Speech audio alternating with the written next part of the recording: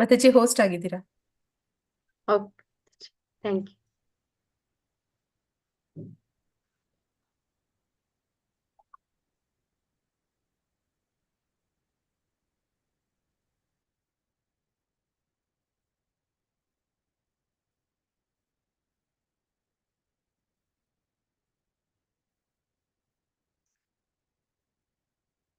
ಇವ್ರಿಗೆ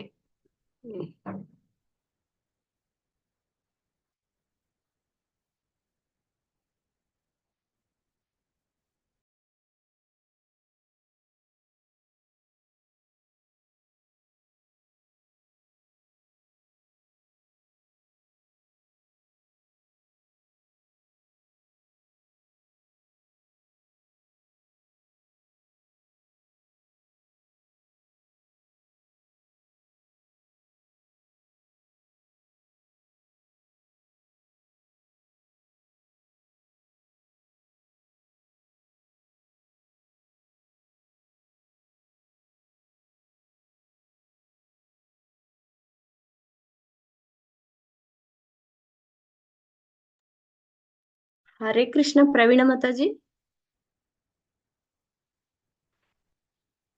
ಪ್ರವೀಣ ಮಾತಾಜಿ. ಹರೇ ಕೃಷ್ಣ ಮಾತಾಜಿ.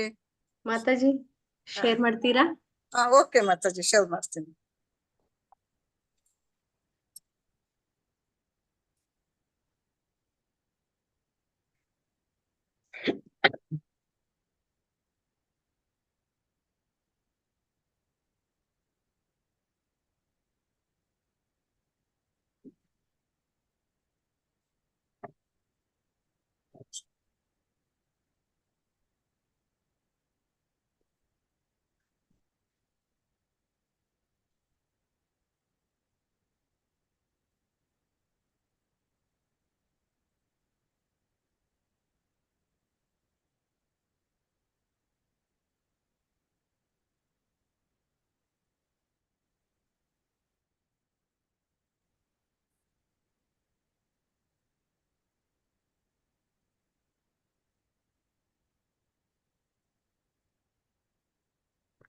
ಏ 18ನೇ ಶ್ಲೋಕ ಮಾತಾಜಿ.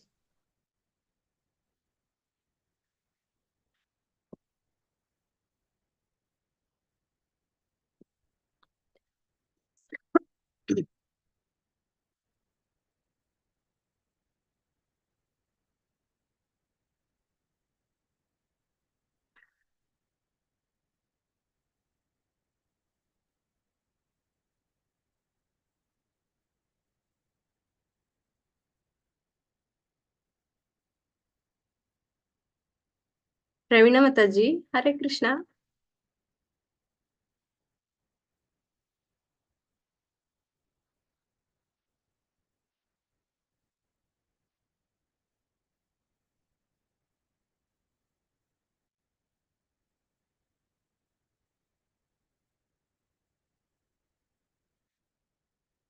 ಪ್ರವೀಣ ಮಾತಾಜಿ ಕೇಳಿಸ್ತಿದ್ಯಾ? ಹರೇ ಕೃಷ್ಣ.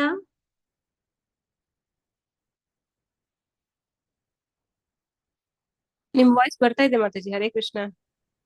ಹರೇ ಕೃಷ್ಣ ಮಾತಾಜಿ, ಥ್ಯಾಂಕ್ ಯು. ಅಲ್ಲ, ಅವ್ರು ಪ್ರವೀಣ ಮಾತಾಜಿ ಕೇಳಿಸ್ತಾ ಇಲ್ವ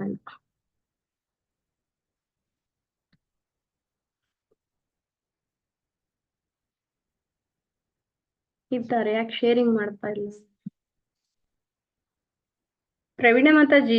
ಶೇರ್ ಆಗಿದೆ.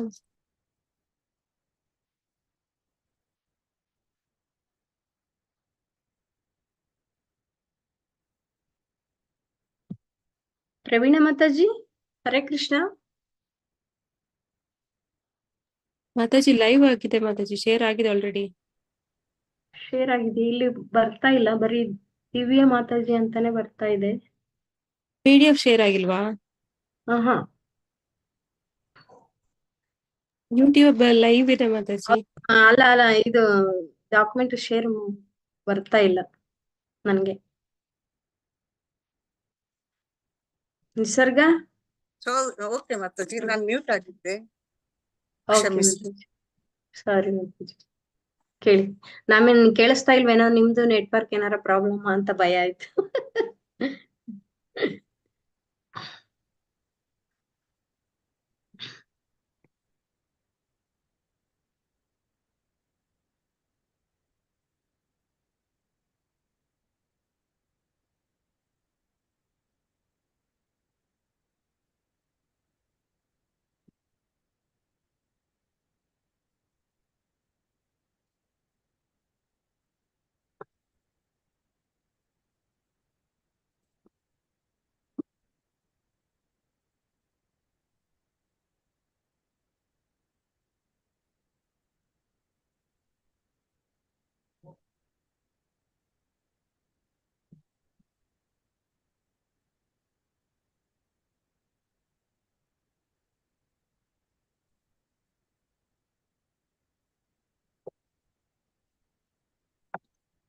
ಸ್ಕ್ರೀನ್ ಕಾಣಿಸ್ತದೆ ಮಾತಾಜಿ?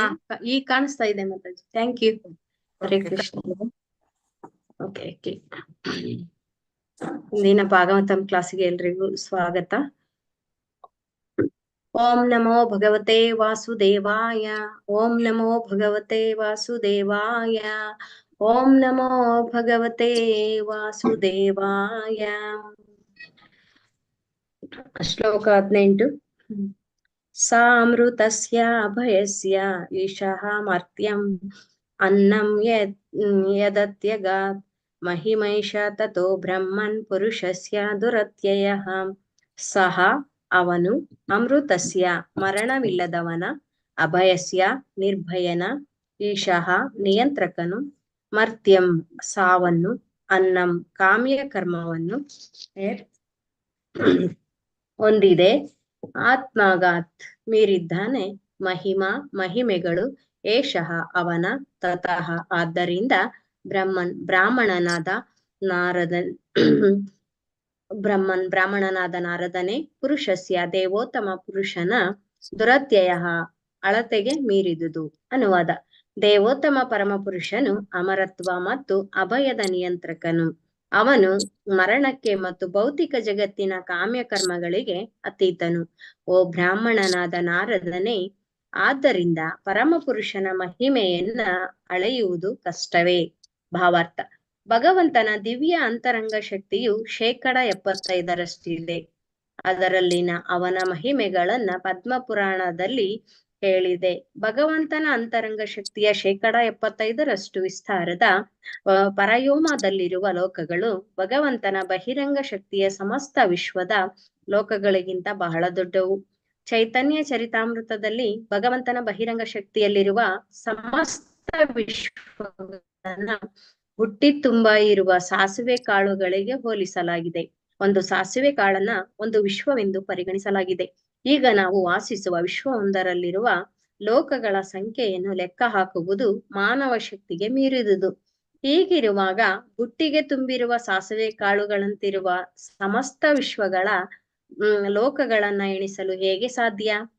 ಪರಯೋಮದಲ್ಲಿರುವ ಲೋಕಗಳು ಭೌತಿಕ ಆಕಾಶದಲ್ಲಿರುವುದಕ್ಕಿಂತಲೂ ಕಡೆಯ ಪಕ್ಷ 3 ಪಟ್ಟು ಹೆಚ್ಚಾಗಿವೆ.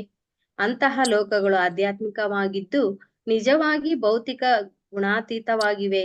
ಆದುದರಿಂದ ಅವು ಶುದ್ಧ ಸತ್ವಗುಣದಿಂದ ಕೂಡಿವೆ. ಆ ಲೋಕಗಳಲ್ಲಿ ಆಧ್ಯಾತ್ಮ ಆನಂದದ ಕಲ್ಪನೆಯು ಪೂರ್ಣ ರೂಪದಲ್ಲಿ ಪ್ರಕಟವಾಗುತ್ತದೆ.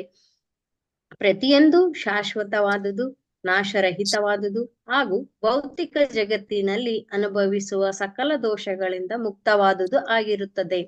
ಪ್ರತಿಯೊಂದು ಸ್ವಪ್ರಕಾಶಪೂರ್ಣ ಲಕ್ಷೋಪಲಕ್ಷ ಲೌಕಿಕ ಸೂರ್ಯರ ಒಟ್ಟು ಪ್ರಕಾಶಕ್ಕಿಂತ ಹೆಚ್ಚು ಜಾಜ್ವಲ್ಯಮಾನ. ಹುಟ್ಟು, ಸಾವು, ಮುಪ್ಪು, ರೋಗಗಳಿಂದ ಆ ಲೋಕ ನಿವಾಸಿಗಳು ಮುಕ್ತರು.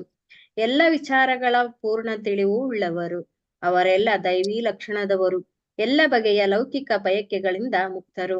ವೈಕುಂಠ ಲೋಕದ ಪ್ರಧಾನ ದೇವತೆ ಪರಮಪ್ರಭು ನಾರಾಯಣನಿಗೆ ದಿವ್ಯವಾದ ಪ್ರೇಮ ಸೇವೆ ಸಲ್ಲಿಸುವುದಲ್ಲದೆ ಅವರು ಬೇರೆ ಏನೂ ಮಾಡಬೇಕಾಗಿಲ್ಲ. ಆ ಮುಕ್ತಾತ್ಮರು ಸದಾ ಸಾಮವೇದದ ಗಾಯನದಲ್ಲಿ ನಿರತರಾಗಿರುತ್ತಾರೆ. ವೇದೈ ಸಾಂಗ ಪದ ಕ್ರಮೋಪನಿಷದೈ ಗಾಯಂತಿ ಎಂ ಸಾಮಗಃ. ಅವರೆಲ್ಲರೂ ಮೂರ್ತಿವೆತ್ತ 5 ಉಪನಿಷತ್ತುಗಳಾಗಿದ್ದಾರೆ. ತ್ರಿಪಾದಿಭೂತಿ ಅಥವಾ 75% ತಿಳಿಯಲಾದ ಭಗವಂತನ ಅಂತರಂಗ ಶಕ್ತಿಯು ಭೌತಿಕ ಆಕಾಶಕ್ಕೆ ದೂರವಾದ ಭಗವದ್ ರಾಜ್ಯವೆಂದು ತಿಳಿಯಬೇಕು. ಪಾದ ವಿಭೂತಿ ಅಥವಾ 25% ಒಳಗೊಂಡ ಅವನ ಬಹಿರಂಗ ಶಕ್ತಿಯ ಬಗ್ಗೆ ನಾವು ಹೇಳಿದಾಗ ಅದು ಲೌಕಿಕ ಜಗತ್ತಿನ ವಲಯವನ್ನು ಸೂಚಿಸುವುದೆಂದು ಅರಿಯಬೇಕು. ತ್ರಿಪಾದ್ವಿಭೂತಿ ರಾಜ್ಯವು ಅಲೌಕಿಕವಾದುದು, ಪಾದ ವಿಭೂತಿಯು ಲೌಕಿಕವಾದದ್ದು. ತ್ರಿಪಾದ್ವಿಭೂತಿಯು ಶಾಶ್ವತ, ಪಾದ ವಿಭೂತಿಯು ಅಶಾಶ್ವತ ಎಂದು ಪದ್ಮಪುರಾಣದಲ್ಲಿ ಹೇಳಿದೆ. ಅಲೋಕೋತ್ತರ ರಾಜ್ಯದಲ್ಲಿನ ಭಗವಂತ ಮತ್ತು ಅವನ ನಿತ್ಯ ಸೇವಕರು ಪವಿತ್ರವಾದ, ನಾಶವಾಗದ, ದಿವ್ಯವಾದ, ಶಾಶ್ವತ ಯುವರೂಪಧಾರಿಗಳಾಗಿದ್ದಾರೆ. ಎಂದರೆ ಹುಟ್ಟು, ಸಾವು, ಮುಪ್ಪು, ರೋಗಗಳು ಇಲ್ಲ. ಆ ಶಾಶ್ವತ ಲೋಕವು ಅಲೌಕಿಕ, ಆನಂದಮಯ ಮತ್ತು ಪೂರ್ಣ ಸೌಂದರ್ಯ ಮತ್ತು ಸಂತಸದಿಂದ ತುಂಬಿದೆ. ಶ್ರೀಮದ್ ಭಾಗವತದ ಈ ಶ್ಲೋಕದಲ್ಲಿ ಈ ಸಂಗತಿಯನ್ನು ಸಮರ್ಥಿಸಲಾಗಿದೆ. ಆ ದಿವ್ಯ ಪ್ರಕೃತಿಯನ್ನ ಅಮೃತ ಎಂದು ವಿವರಿಸಲಾಗಿದೆ. ಉತಾಮೃತ ತತ್ವಶೇಷನಃ ಎಂದು ವೇದಗಳಲ್ಲಿ ವಿವರಿಸಿರುವಂತೆ ಪರಮಪ್ರಭುವು ಅಮರತ್ವದ ಪ್ರಭು. ಎಂದರೆ ಪರಮಪ್ರಭುವು ಅಮರನು, ಅವನು ಅಮರತ್ವದ ಪ್ರಭುವಾದ್ದರಿಂದ ಅವನ ಭಕ್ತರಿಗೆ ಅಮರತ್ವ ನೀಡಬಲ್ಲವನಾಗಿದ್ದಾನೆ. ಅವನ ಅಮರಧಾಮಕ್ಕೆ ಹೋಗುವವರು ಎಂದೂ ತ್ರಿವಿಧ ಕ್ಲೇಶಗಳ ಈ ಮರ್ತ್ಯ ಲೋಕಕ್ಕೆ ಹಿಂದಿರುಗುವುದಿಲ್ಲವೆಂದು ಭಗವಂತನೇ ಭಗವದ್ಗೀತೆ 8.16 ಭರವಸೆಯನ್ನ ನೀಡುತ್ತಾನೆ. ಭಗವಂತನು ಲೌಕಿಕ ಪ್ರಭುವಿನಂತಲ್ಲ. ಲೌಕಿಕ ಒಡೆಯ ಅಥವಾ ಪ್ರಭುವು ತನ್ನ ಅಧೀನರಾದವರೊಂದಿಗೆ ಎಂದೂ ಸಮಾನ ಸುಖವನ್ನು ಅನುಭವಿಸುವುದಿಲ್ಲ. ಲೌಕಿಕ ಪ್ರಭುವು ಅಮರನೂ ಅಲ್ಲ. ಅವನ ಅಧೀನರಾದವರಿಗೆ ಅಮರತ್ವವನ್ನ ನೀಡಲು ಅವನು ಅಸಮರ್ಥನು. ಸಕಲ ಜೀವಿಗಳ ನಾಯಕನಾದ ಪರಮಪ್ರಭುವು ಅಮರತ್ವ ಮತ್ತು ಆಧ್ಯಾತ್ಮ ಆನಂದವನ್ನೊಳಗೊಂಡ ತನ್ನ ವ್ಯಕ್ತಿತ್ವದ ಸಮಸ್ತ ಗುಣಗಳನ್ನು ತನ್ನ ಭಕ್ತರಿಗೆ ನೀಡಬಲ್ಲನು. ಈ ಭೌತಿಕ ಪ್ರಪಂಚದ ಸಕಲ ಜೀವಿಗಳ ಹೃದಯದಲ್ಲೂ ಆತಂಕ, ಭಯಗಳು ಸದಾ ಇರುತ್ತವೆ. ಪರಮ ನಿರ್ಭೀತನಾದ ಸ್ವಯಂ ಭಗವಂತನು ಅದೇ ಗುಣವಾದ ನಿರ್ಭೀತಿಯನ್ನು ತನ್ನ ಶುದ್ಧ ಭಕ್ತರಿಗೆ ನೀಡುತ್ತಾನೆ. ಲೌಕಿಕ ಅಸ್ತಿತ್ವವೇ ಒಂದು ಭಯದಿಂದ ಕೂಡಿದೆ. ಜನನ, ಮರಣ, ವಾರ್ಧಕ್ಯ ಮತ್ತು ವ್ಯಾಧಿಗಳು ಈ ಲೌಕಿಕ ಶರೀರಗಳ ಮೇಲೆ ಬೀರುವ ಪರಿಣಾಮಗಳೇ ಜೀವಿಯನ್ನು ಸದಾ ಭೀತಿಯಲ್ಲಿರಿಸುತ್ತವೆ. ಲೌಕಿಕ ಪ್ರಪಂಚದಲ್ಲಿ ಕಾಲದ ಪ್ರಭಾವ ಸತತವಾಗಿ ಇರುತ್ತದೆ. ಅದು ವಸ್ತುಗಳನ್ನು ಒಂದು ಹಂತದಿಂದ ಇನ್ನೊಂದು ಹಂತಕ್ಕೆ ಪರಿವರ್ತಿಸುತ್ತದೆ.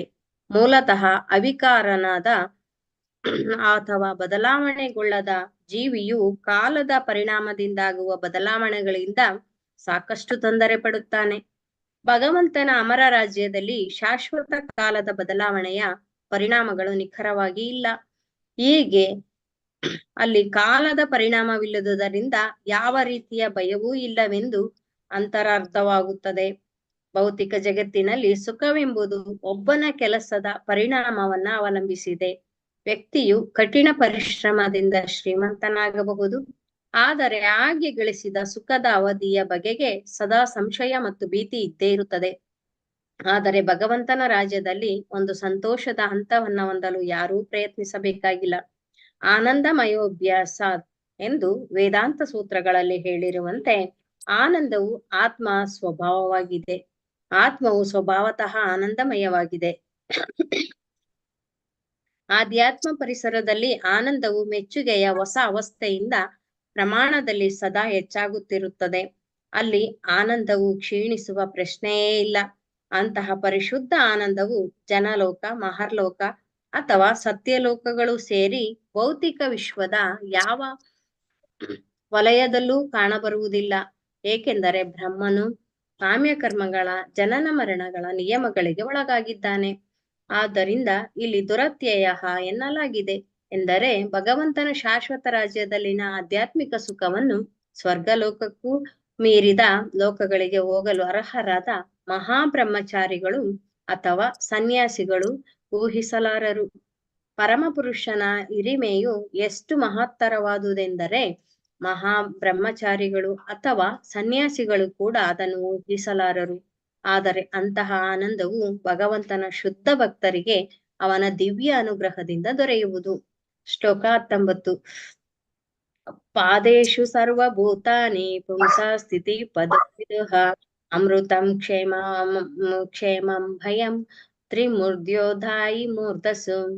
ಪಾದೇಶು 4ನೇ ಒಂದು ಭಾಗದಲ್ಲಿ ಸರ್ವ ಎಲ್ಲ ಭೂತಾನಿ ಜೀವಿಗಳು ಪುಂಸಃ ದೇವೋತ್ತಮ ಪುರುಷನ ಸ್ಥಿತಿ ಪದಃ ಭೌತಿಕ ಐಶ್ವರ್ಯಗಳೆಲ್ಲದರ ನಿಧಿಯು ವಿದುಹು ನೀನು ತಿಳಿದುಕೋ ಅಮೃತಂ ಅಮರತ್ವ ಕ್ಷೇಮಂ ಸಕಲ ಸುಖ ವೃದ್ಧಾಪ್ಯ ವ್ಯಾಧಿ ಇತ್ಯಾದಿ ಆತಂಕದಿಂದ ಬಿಡುಗಡೆ ಅಭಯಂ ನಿರ್ಭಯತೆ ತ್ರಿಮೂರ್ಧ್ನ 3 ಊರ್ಧ್ವಲೋಕಗಳ ಮೇಲೆ ಅದಾಯಿ ಇರುತ್ತದೆ ಮೂರ್ಧಸ್ಸು ಭೌತಿಕ ಆವರಣಗಳ ಆಚೆಗೆ. ಅನುವಾದ: ಎಲ್ಲ ಜೀವಿಗಳಿರುವ ಅವನ ಶಕ್ತಿಯ ಕಾಲು ಭಾಗದಿಂದಲೇ ದೇವೋತ್ತಮ ಪರಮಪುರುಷನನ್ನು ಸಕಲ ಭೌತಿಕ ಸಂಪತ್ತುಗಳ ಪರಮನಿಧಿ ಎಂದು ತಿಳಿಯಬೇಕು. ಮರಣವಿಲ್ಲದ, ಭಯವಿಲ್ಲದ, ವಾರ್ಧಕ್ಯ ಮತ್ತು ವ್ಯಾಧಿಗಳ ಆತಂಕವಿಲ್ಲದ ಭಗವಂತನ ರಾಜ್ಯವು 3 ಊರ್ಧ್ವಲೋಕಗಳಾಚೆ ಮತ್ತು ಭೌತಿಕ ಆವರಣಗಳ ಆಚೆ ಇದೆ.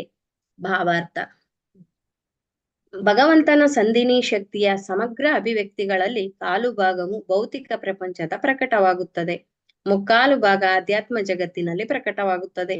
ಭಗವಂತನ ಶಕ್ತಿಯು ಸಂಧಿನಿ, ಸಂವಿತ್ ಮತ್ತು ಲಾದಿನಿಗಳೆಂಬ 3 ಘಟಕಗಳಾಗಿ ವಿಭಜಿತವಾಗುತ್ತವೆ. ಅಸ್ತಿತ್ವ, ಜ್ಞಾನ ಮತ್ತು ಆನಂದಗಳ ಪೂರ್ಣ ಅಭಿವ್ಯಕ್ತಿಯೇ ಅವನು. ಭೌತಿಕ ಪ್ರಪಂಚದಲ್ಲಿ ಅಂತಹ ಅಸ್ತಿತ್ವ, ಜ್ಞಾನ ಮತ್ತು ಆನಂದ ಭಾವವು ಬಹು ಅಲ್ಪವಾಗಿ ಪ್ರಕಟವಾಗುತ್ತದೆ. ಭಗವಂತನ ವಿಭಿನ್ನ ಅಂಶಗಳಾದ ಸಕಲ ಜೀವಿಗಳು ಅಂತಹ ಶಾಶ್ವತ ಅಸ್ತಿತ್ವ, ಜ್ಞಾನ, ಆನಂದಗಳ ಪ್ರಜ್ಞೆಯನ್ನು ಮುಕ್ತ ಸ್ಥಿತಿಯಲ್ಲಿ ಬಹು ಅಲ್ಪ ಪ್ರಮಾಣದಲ್ಲಿ ಅನುಭವಿಸಲು ಅರ್ಹರು. ಆದರೆ ಭೌತಿಕ ಅಸ್ತಿತ್ವದ ಬದ್ಧ ಸ್ಥಿತಿಯಲ್ಲಿ ಅವರು ಬದುಕಿನ ಶಾಶ್ವತ ಅಸ್ತಿತ್ವ, ಜ್ಞಾನ ಮತ್ತು ಶುದ್ಧ ಆನಂದವನ್ನ ಸ್ವಲ್ಪವೂ ಗ್ರಹಿಸಲಾರರು. ಭೌತಿಕ ಪ್ರಪಂಚದಲ್ಲಿರುವ ಆತ್ಮಗಳಿಗಿಂತ ಅಪಾರ ಸಂಖ್ಯೆಯಲ್ಲಿರುವ ಮುಕ್ತಾತ್ಮಗಳು ಮೇಲೆ ಹೇಳಿದ ಸಂಧಿನಿ, ಸಂವಿತ್ ಮತ್ತು ಲಾದಿನಿ ಶಕ್ತಿಗಳ ಬಲವನ್ನ ಮರಣ, ಭಯ, ಮುಪ್ಪು, ರೋಗಗಳಿಂದ ಮುಕ್ತವಾಗುವ ವಿಷಯಗಳಲ್ಲಿ ವಾಸ್ತವಿಕವಾಗಿ ಅನುಭವಿಸಬಲ್ಲರು. ಭೌತಿಕ ಜಗತ್ತಿನಲ್ಲಿ ಗ್ರಹವ್ಯೂಹಗಳನ್ನ ತ್ರಿಲೋಕಗಳೆಂದು ಕರೆಯಲಾಗುವ ಸ್ವರ್ಗ, ಮರ್ತ್ಯ ಮತ್ತು ಪಾತಾಳಗಳೆಂಬ 3 ವಲಯಗಳಲ್ಲಿ ಅಳವಡಿಸಲಾಗಿದೆ. ಅವೆಲ್ಲವೂ ಒಟ್ಟು ಸಂಧಿನಿ ಶಕ್ತಿಯ ಕಾಲು ಭಾಗ ಮಾತ್ರ. ಅದರಿಂದಾಚೆ ಪರಯೋಮವಿದೆ. ಅಲ್ಲಿ ಸಪ್ತ ಭೌತ ಸ್ತರಗಳ ಆವರಣದಾಚೆಗೆ ವೈಕುಂಠ ಲೋಕಗಳಿವೆ. ತ್ರಿಲೋಕ ಗ್ರಹವ್ಯೂಹಗಳಲ್ಲಿ ಅಮರತ್ವ, ಪರಿಪೂರ್ಣ ಜ್ಞಾನ ಮತ್ತು ಪೂರ್ಣಾನಂದವನ್ನ ಯಾರೂ ಅನುಭವಿಸಲಾರರು. ಮೇಲಿನ 3 ಗ್ರಹ ವ್ಯೂಹಗಳನ್ನ ಸಾತ್ವಿಕ ಗ್ರಹಗಳೆಂದು ಕರೆಯಲಾಗಿದೆ, ಏಕೆಂದರೆ ಅವು ದೀರ್ಘಾಯುಷ್ಯ, ವ್ಯಾಧಿ ಮತ್ತು ವೃದ್ಧಾಪ್ಯಗಳಿಂದ ಸ್ವಲ್ಪ ಮಟ್ಟಿನ ಬಿಡುಗಡೆಯನ್ನ, ನಿರ್ಭಯದ ಭಾವನೆಗಳ ಅನುಕೂಲವನ್ನು ಒದಗಿಸುತ್ತವೆ. ಮಹರ್ಷಿಗಳು ಮತ್ತು ಸಂತರು ಸ್ವರ್ಗಲೋಕಗಳಿಂದಾಚೆ ಮಹರ್ಲೋಕಕ್ಕೆ ಏರುತ್ತಾರೆ. ಆದರೆ ಅದು ಕೂಡ ಸಂಪೂರ್ಣ ನಿರ್ಭಯದ ಸ್ಥಳವಾಗಿಲ್ಲ, ಏಕೆಂದರೆ ಅದು ಕಲ್ಪದ ಕೊನೆಯಲ್ಲಿ ಮಹರ್ಲೋಕವು ಲಯ ಹೊಂದುತ್ತದೆ. ಅದರ ನಿವಾಸಿಗಳು ಇನ್ನೂ ಉನ್ನತ ಲೋಕಗಳಿಗೆ ಸಾಗಬೇಕಾಗುವುದು. ಈ ಲೋಕಗಳಲ್ಲಿ ಕೂಡ ಯಾರೂ ಮರಣರಹಿತರಲ್ಲ. ಅಲ್ಲಿ ಬದುಕಿನ ಅವಧಿ, ಜ್ಞಾನದ ವಿಸ್ತಾರ, ಆನಂದದ ಅನುಭವ ಸ್ವಲ್ಪ ಹೆಚ್ಚಾಗಬಹುದು. ಆದರೆ ನಿಶ್ಚಯವಾಗಿ ಅಮರತ್ವ, ನಿರ್ಭಯತೆ, ಮುಪ್ಪು, ರೋಗಗಳಿಂದ ಬಿಡುಗಡೆ ಇವು ಭೌತಿಕ ಆಕಾಶದ ಆವರಣಗಳ ಭೌತಿಕ ವಲಯಗಳ ಆಚೆ ಮಾತ್ರ ಸಾಧ್ಯ. ಅಂತಹ ವಸ್ತುಗಳು ನೆತ್ತಿಯ ಮೇಲೆ ನೆಲೆಸಿವೆ. ಶ್ಲೋಕ 20. ಪಾದಾಸ್ತ್ರಯೋ ಬಹಿಶ್ಚಾನ್ನ ಪ್ರಜಾನ್ನಂ ಆಶ್ರಮಃ ಅಂತಸ್ತ್ರೀಲೋಕ ಪರೋ ಗೃಹಮೇಧೋ ಬೃಹದ್ರತಃ.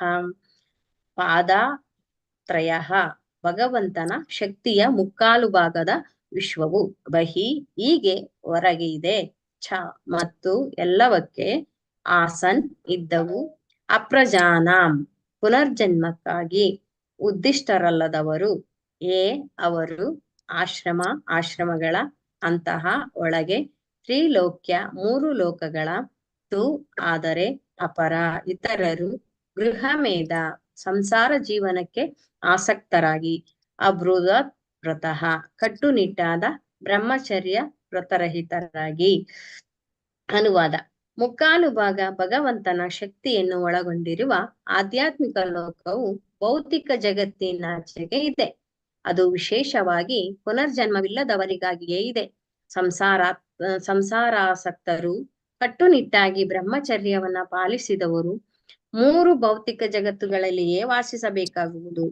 ಭಾವಾರ್ಥ: ಶ್ರೀಮದ್ ಭಾಗವತದ ಈ ನಿರ್ದಿಷ್ಟ ಶ್ಲೋಕದಲ್ಲಿ ವರ್ಣಾಶ್ರಮ ಧರ್ಮ ಪದ್ಧತಿಯ ಅಥವಾ ಸನಾತನ ಧರ್ಮದ ಪರ್ಯವಸಾನವು ಸ್ಪಷ್ಟವಾಗಿ ವ್ಯಕ್ತವಾಗಿದೆ. ಮಾನವನನ್ನ ಲೈಂಗಿಕ ಬದುಕಿನಿಂದ ಬಿಡುಗಡೆಗೊಳ್ಳುವಂತೆ ತರಬೇತಿ ನೀಡುವುದೇ ಅವನಿಗೆ ಕೊಡಬಹುದಾದ ಅತ್ಯುನ್ನತ ಲಾಭವಾಗಿದೆ. ಏಕೆಂದರೆ ವಿಶಿಷ್ಟವಾಗಿ ಲೈಂಗಿಕ ಕ್ರಿಯೆಯಿಂದಲೇ ಐಹಿಕ ಅಸ್ತಿತ್ವದ ಬದ್ಧ ಬದುಕು ಜನ್ಮ ಜನ್ಮಾಂತರಗಳಲ್ಲಿ ಮುಂದುವರಿಯುತ್ತದೆ. ಲೈಂಗಿಕ ಜೀವನದಲ್ಲಿ ನಿಯಂತ್ರಣವಿಲ್ಲದ ಮಾನವ ನಾಗರಿಕತೆಯು 4ನೆಯ ವರ್ಗದ ನಾಗರಿಕತೆ. ಏಕೆಂದರೆ ಅಂತಹ ಸನ್ನಿವೇಶದಲ್ಲಿ ಭೌತಿಕ ದೇಹದಲ್ಲಿ ಬಂಧಿತನಾಗಿರುವ ಆತ್ಮನಿಗೆ ಮುಕ್ತಿ ಇಲ್ಲ. ಜನನ, ಮರಣ, ಮುಪ್ಪು, ರೋಗ ಇವು ಭೌತಿಕ ಶರೀರಕ್ಕೆ ಸಂಬಂಧಿಸಿವೆ. ಆತ್ಮಕ್ಕೆ ಅವುಗಳೊಡನೆ ಯಾವ ಸಂಬಂಧವೂ ಇಲ್ಲ. ಆದರೆ ಇಂದ್ರಿಯ ಭೋಗದ ದೈಹಿಕ ಮೋಹಕ್ಕೆ ಪ್ರೋತ್ಸಾಹ ದೊರಕುವವರೆಗೂ ಜೀವಾತ್ಮವು ಮತ್ತೆ ಮತ್ತೆ ಹುಟ್ಟು ಸಾವುಗಳನ್ನ ಹೊಂದಲು ಒತ್ತಾಯಕ್ಕೆ ಒಳಗಾಗುತ್ತದೆ. ಕ್ಷಯಶೀಲ ನಿಯಮಕ್ಕೆ ಒಳಪಡುವ ಉಡುಗೆಗಳಿಗೆ ಅದನ್ನು ಹೋಲಿಸಲಾಗುತ್ತದೆ. ಮಾನವ ಜೀವನದ ಅತ್ಯುನ್ನತ ಪ್ರಯೋಜನ ನೀಡಲು ವರ್ಣಾಶ್ರಮ ಪದ್ಧತಿಯು ಬ್ರಹ್ಮಚರ್ಯದಿಂದ ಆರಂಭಿಸಿ ಇಂದ್ರಿಯ ನಿಗ್ರಹದ ವ್ರತ ಅನುಸರಿಸುವಂತೆ ಆಚರಿಸುವವನಿಗೆ ತರಬೇತಿ ನೀಡುತ್ತದೆ. ಇಂದ್ರಿಯ ನಿಗ್ರಹವನ್ನ ಕಟ್ಟುನಿಟ್ಟಾಗಿ ಪಾಲಿಸುವಂತೆ ಶಿಕ್ಷಣ ಪಡೆಯುವ ವಿದ್ಯಾರ್ಥಿಗಳಿಗಾಗಿ ಬ್ರಹ್ಮಚಾರಿಯ ಬದುಕು ಇದೆ. ಲೈಂಗಿಕ ಜೀವನದ ರುಚಿ ತಿಳಿಯದ ಕಿರಿಯರು ಬ್ರಹ್ಮಚರ್ಯ ವ್ರತವನ್ನ ಸುಲಭವಾಗಿ ಪಾಲಿಸಬಲ್ಲರು. ಒಮ್ಮೆ ಅಂತಹ ಜೀವನದ ತತ್ವದಲ್ಲಿ ಸ್ಥಿರಗೊಂಡ ಮೇಲೆ ವ್ಯಕ್ತಿಯು ಭಗವಂತನ ಮುಕ್ಕಾಲು ಪಾಲು ಶಕ್ತಿಯ ರಾಜ್ಯವನ್ನು ಹೊಂದುವ ಅತ್ಯುನ್ನತ ಪರಿಪೂರ್ಣತೆಯ ಹಂತವನ್ನ ತಲುಪಲು ಸುಲಭವಾಗಿ ಮುಂದುವರಿಯುತ್ತಾನೆ. ಆಗಲೇ ವಿವರಿಸಿರುವಂತೆ ಭಗವಂತನ ಶಕ್ತಿಯ ಮುಕ್ಕಾಲು ಭಾಗವಾಗಿರುವ ವಿಶ್ವಗಳಲ್ಲಿ ಮರಣವಿಲ್ಲ, ಭಯವಿಲ್ಲ. ವ್ಯಕ್ತಿಯು ಜ್ಞಾನಾನಂದ ಸುಖಮಯ ಬದುಕಿನಲ್ಲಿರುತ್ತಾನೆ. ಕುಟುಂಬ ಜೀವನಕ್ಕೆ ಅಂಟಿಕೊಂಡ ಗೃಹಸ್ಥನೊಬ್ಬನು ಬ್ರಹ್ಮಚಾರಿಯ ಜೀವನ ತತ್ವಗಳಲ್ಲಿ ತರಬೇತಿ ಪಡೆದಿದ್ದರೆ ಸುಲಭವಾಗಿ ಲೈಂಗಿಕ ಜೀವನವನ್ನು ಬಿಡಬಲ್ಲನು. ಗೃಹಸ್ಥನು 50 ವರ್ಷಗಳ ಅನಂತರ ಮನೆಯನ್ನು ಬಿಡಬೇಕು, ಕಾಡಿನಲ್ಲಿ ವಾಸಿಸಬೇಕು. ಪಂಚಶ್ವೋರ್ಧಂ ವನಂ ವ್ರಜೇತ್. ಅನಂತರ ಸಂಸಾರ ವ್ಯಾಮೋಹದಿಂದ ಪೂರ್ಣ ಬಿಡುಗಡೆ ಪಡೆದು ಭಗವತ್ ಸೇವೆಯಲ್ಲಿ ತಲ್ಲೀನನಾಗಿ ಸನ್ಯಾಸಿಯಾಗಿ ವೈರಾಗ್ಯ ಜೀವನವನ್ನ ಅಂಗೀಕರಿಸಬಹುದು. ಧರ್ಮ ತತ್ವಗಳನ್ನ ಯಾವುದೇ ರೂಪದಲ್ಲಿ ಅನುಸರಿಸುವವರು ಬ್ರಹ್ಮಚರ್ಯ ವ್ರತದ ತರಬೇತಿ ಪಡೆಯುವುದು ಶ್ರೇಯಸ್ಕರ.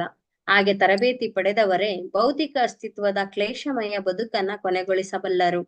ಬುದ್ಧನಿಂದ ಪ್ರೇರಿತವಾದ ನಿರ್ವಾಣ ತತ್ವಗಳು ಭೌತಿಕ ಅಸ್ತಿತ್ವದ ಕ್ಲೇಶಮಯ ಬದುಕನ್ನು ಕೊನೆಗೊಳಿಸಲೇ ಇವೆ. ಶ್ರೀಮದ್ ಭಾಗವತದಲ್ಲಿ ಈ ಪ್ರಕ್ರಿಯೆಯನ್ನು ಅತ್ಯುನ್ನತ ಮಟ್ಟದಲ್ಲಿ ಆದರ್ಶ ಪರಿಪೂರ್ಣತೆಯ ಸ್ಪಷ್ಟ ಕಲ್ಪನೆಯೊಂದಿಗೆ ಹೇಳಲಾಗಿದೆ. ಆದರೂ ಮೂಲತಃ ಬೌದ್ಧರ, ಶಾಂಕರರ ಮತ್ತು ವೈಷ್ಣವರ ವಿಧಾನಗಳಲ್ಲಿ ಯಾವ ವ್ಯತ್ಯಾಸವೂ ಇಲ್ಲ. ಪರಿಪೂರ್ಣತೆಯ ಅತ್ಯುನ್ನತ ಹಂತಕ್ಕೆ ಏರಲು ಎಂದರೆ ಜನನ ಮರಣ ಚಿಂತೆ ಭಯಗಳಿಂದ ಮುಕ್ತಿ ಪಡೆಯಲು ಈ ಪ್ರಕ್ರಿಯೆಗಳಲ್ಲಿ ಯಾವುದೂ ಬ್ರಹ್ಮಚರ್ಯ ವ್ರತ ಭಂಗಕ್ಕೆ ಅವಕಾಶವಿರುವುದಿಲ್ಲ. ಗೃಹಸ್ಥರು ಮತ್ತು ಉದ್ದೇಶಪೂರ್ವಕವಾಗಿ ಬ್ರಹ್ಮಚರ್ಯ ವ್ರತವನ್ನ ಮುರಿದವರು ಅಮರ ರಾಜ್ಯವನ್ನು ಪ್ರವೇಶಿಸಲಾರರು. ಪುಣ್ಯವಂತ ಗೃಹಸ್ಥರು ಪತನ ಹೊಂದಿದ ಯೋಗಿಗಳು ಅಥವಾ ಆಧ್ಯಾತ್ಮವಾದಿಗಳು ಭೌತಿಕ ಜಗತ್ತಿನ ಭಗವಂತನ ಶಕ್ತಿಯ ಕಾಲು ಭಾಗದ ಉನ್ನತ ಲೋಕಗಳಿಗೆ ಏರಬಲ್ಲರು. ಆದರೆ ಅವರು ಅಮರ ರಾಜ್ಯವನ್ನು ಪ್ರವೇಶಿಸಲಾರರು. ಬ್ರಹ್ಮಚರ್ಯ ವ್ರತವನ್ನು ಭಂಗ ಮಾಡಿದವರು ಆ ಬೃಹದ್ರಥರು. ಕುಟುಂಬ ಜೀವನದಿಂದ ನಿವೃತ್ತರಾದ ವಾನಪ್ರಸ್ಥರು ವಿರಾಗಿಗಳಾದ ಸನ್ಯಾಸಿಗಳು ಈ ಪ್ರಕ್ರಿಯೆಯಲ್ಲಿ ಯಶಸ್ಸನ್ನ ಅಪೇಕ್ಷಿಸುವುದಾದರೆ ಬ್ರಹ್ಮಚರ್ಯ ವ್ರತವನ್ನ ಮುರಿಯಬಾರದು. ಬ್ರಹ್ಮಚಾರಿಗಳು, ವಾನಪ್ರಸ್ಥರು ಮತ್ತು ಸನ್ಯಾಸಿಗಳು ಪುನರ್ಜನ್ಮವನ್ನ ಬಯಸರು. ಅಪ್ರಜಾ ಅವರು ಗುಟ್ಟಾಗಿ ಲೈಂಗಿಕ ಜೀವನ ನಡೆಸುವಂತಿಲ್ಲ. ಹಾಗೆ ಪತನಗೊಂಡ ಅಧ್ಯಾತ್ಮವಾದಿಯು ವಿದ್ವಾಂಸರಾದ ಬ್ರಾಹ್ಮಣರಲ್ಲಿ, ಶ್ರೀಮಂತ ವರ್ತಕರಲ್ಲಿ, ಅಂತಹ ಒಳ್ಳೆಯ ಕುಟುಂಬಗಳಲ್ಲಿ ಮತ್ತೊಂದು ಮಾನವ ಜನ್ಮದ ಅವಕಾಶ ಪಡೆದು ಇನ್ನೊಮ್ಮೆ ಬಿಡುಗಡೆಯ ಪ್ರಯತ್ನದ ಪರಿಹಾರ ಪಡೆಯಬಹುದು. ಆದರೆ ಮಾನವ ಜನ್ಮ ಪಡೆದೊಡನೆಯೇ ಅಮರತ್ವದ ಅತ್ಯುನ್ನತ ಪರಿಪೂರ್ಣತೆಯನ್ನು ಪಡೆಯುವುದು ಅತಿ ಉತ್ತಮ. ಇಲ್ಲವಾದರೆ ಮಾನವ ಜನ್ಮದ ಉದ್ದೇಶವೇ ಪೂರ್ಣವಾಗಿ ವಿಫಲವಾಗದಂತಾಗುವುದು. ಚೈತನ್ಯ ಮಹಾಪ್ರಭುಗಳು ಬ್ರಹ್ಮಚರ್ಯದ ವಿಚಾರವಾಗಿ ತಮ್ಮ ಶಿಷ್ಯರಿಗೆ ಕಟ್ಟುನಿಟ್ಟಾಗಿ ಬೋಧಿಸುತ್ತಿದ್ದರು. ಅವರ ಆತ್ಮೀಯ ಸಹಾಯಕರಲ್ಲಿ ಒಬ್ಬರಾದ ಛೋಟಾ ಹರಿದಾಸರು ಬ್ರಹ್ಮಚರ್ಯ ವ್ರತ ಪಾಲನೆಯಲ್ಲಿ ವಿಫಲರಾದುದರಿಂದ ಮಹಾಪ್ರಭು ಚೈತನ್ಯರಿಂದ ಕಠಿಣ ಶಿಕ್ಷೆಗೆ ಗುರಿಯಾದರು. ಆದುದರಿಂದ ಆಧ್ಯಾತ್ಮಿಕವಾದಿಯು ಭೌತಿಕ ಕ್ಲೇಶಗಳಿಗೆ ಅತೀತವಾದ ರಾಜ್ಯಕ್ಕೆ ಏರ ಬಯಸುವುದಾದರೆ, ಅದರಲ್ಲಿಯೂ ವಿಶೇಷವಾಗಿ ಸನ್ಯಾಸಿಯು ಬುದ್ಧಿಪೂರ್ವಕವಾಗಿ ಲೈಂಗಿಕ ಜೀವನದಲ್ಲಿ ತೊಡಗಿದರೆ ಅದು ಆತ್ಮಹತ್ಯೆಗಿಂತ ನಿಕೃಷ್ಟವಾದುದು. ಸನ್ಯಾಸಾಶ್ರಮದಲ್ಲಿ ಲೈಂಗಿಕ ಜೀವನವು ಧಾರ್ಮಿಕ ಜೀವನದ ಅತಿ ವಿಕೃತ ರೂಪವಾಗಿದೆ. ಅಂತಹ ದಾರಿ ತಪ್ಪಿದ ವ್ಯಕ್ತಿಯು ಅಕಸ್ಮಾತ್ ಶುದ್ಧ ಭಕ್ತನ ಸಂದರ್ಶನದಿಂದ ಮಾತ್ರ ರಕ್ಷಿತನಾಗಬಹುದು. ಶ್ಲೋಕ 21. ಸ್ಮೃತಿ ವಿಚಕ್ರಮೇ ವಿಶ್ವ ಶಾಸನಾಶನೆ ಉಭೆ ಯದಾ ವಿದ್ಯಾ ಚ ಪುರುಷಸ್ತು ಭಯಾಶ್ರಯಃ. ಶ್ರುತಿ ಜೀವಿಗಳ ಗುರಿಯು ವಿಚಕ್ಷಣೆ ವ್ಯಾಪಕವಾಗಿ ಇರುತ್ತದೆ. ವಿಶ್ವ ಸರ್ವವ್ಯಾಪಿಯಾದ ದೇವೋತ್ತಮ ಪರಮಪುರುಷನು ಶಾಸನ, ಅದರ ಮೇಲೆ ಪ್ರಭುತ್ವ ನಡೆಸುವ ಚಟುವಟಿಕೆಗಳು, ಅನಶನೆ ಭಕ್ತಿ ಸೇವೆಯಲ್ಲಿನ ಕಾರ್ಯಗಳು, ಉಭೆ ಎರಡರಲ್ಲೂ, ಯತ್ ಏನಿದೆ, ಅವಿದ್ಯೆಯು, ಚ ಹಾಗೆಯೇ ವಿದ್ಯಾ ವಾಸ್ತವಿಕ ಜ್ಞಾನದ, ಚ ಮತ್ತು ಪುರುಷಃ ದೇವೋತ್ತಮ ಪುರುಷನು, ತು ಆದರೆ ಉಭಯ ಅವೆರಡಕ್ಕೂ, ಆಶ್ರಯ ಒಡೆಯನು. ಅನುವಾದ. ತನ್ನ ಶಕ್ತಿಗಳಿಂದ ಸರ್ವವ್ಯಾಪಿಯಾದ ಪರಮ ಪುರುಷನು ಹೀಗೆ ಸಂಪೂರ್ಣವಾಗಿ ನಿಯಂತ್ರಣ ಕಾರ್ಯದ ಯಜಮಾನನು, ಭಕ್ತಿ ಸೇವೆಯ ಒಡೆಯನೂ ಆಗಿದ್ದಾನೆ. ಅವನು ಸಕಲ ಸಂದರ್ಭಗಳ ಜ್ಞಾನಗಳೆರಡರ ಅಂತಿಮ ಪ್ರಭು. ಭಾವಾರ್ಥ. ಈ ಶ್ಲೋಕದಲ್ಲಿ ವಿಶ್ವ ಪದವು ಅರ್ಥಪೂರ್ಣವಾದದ್ದು.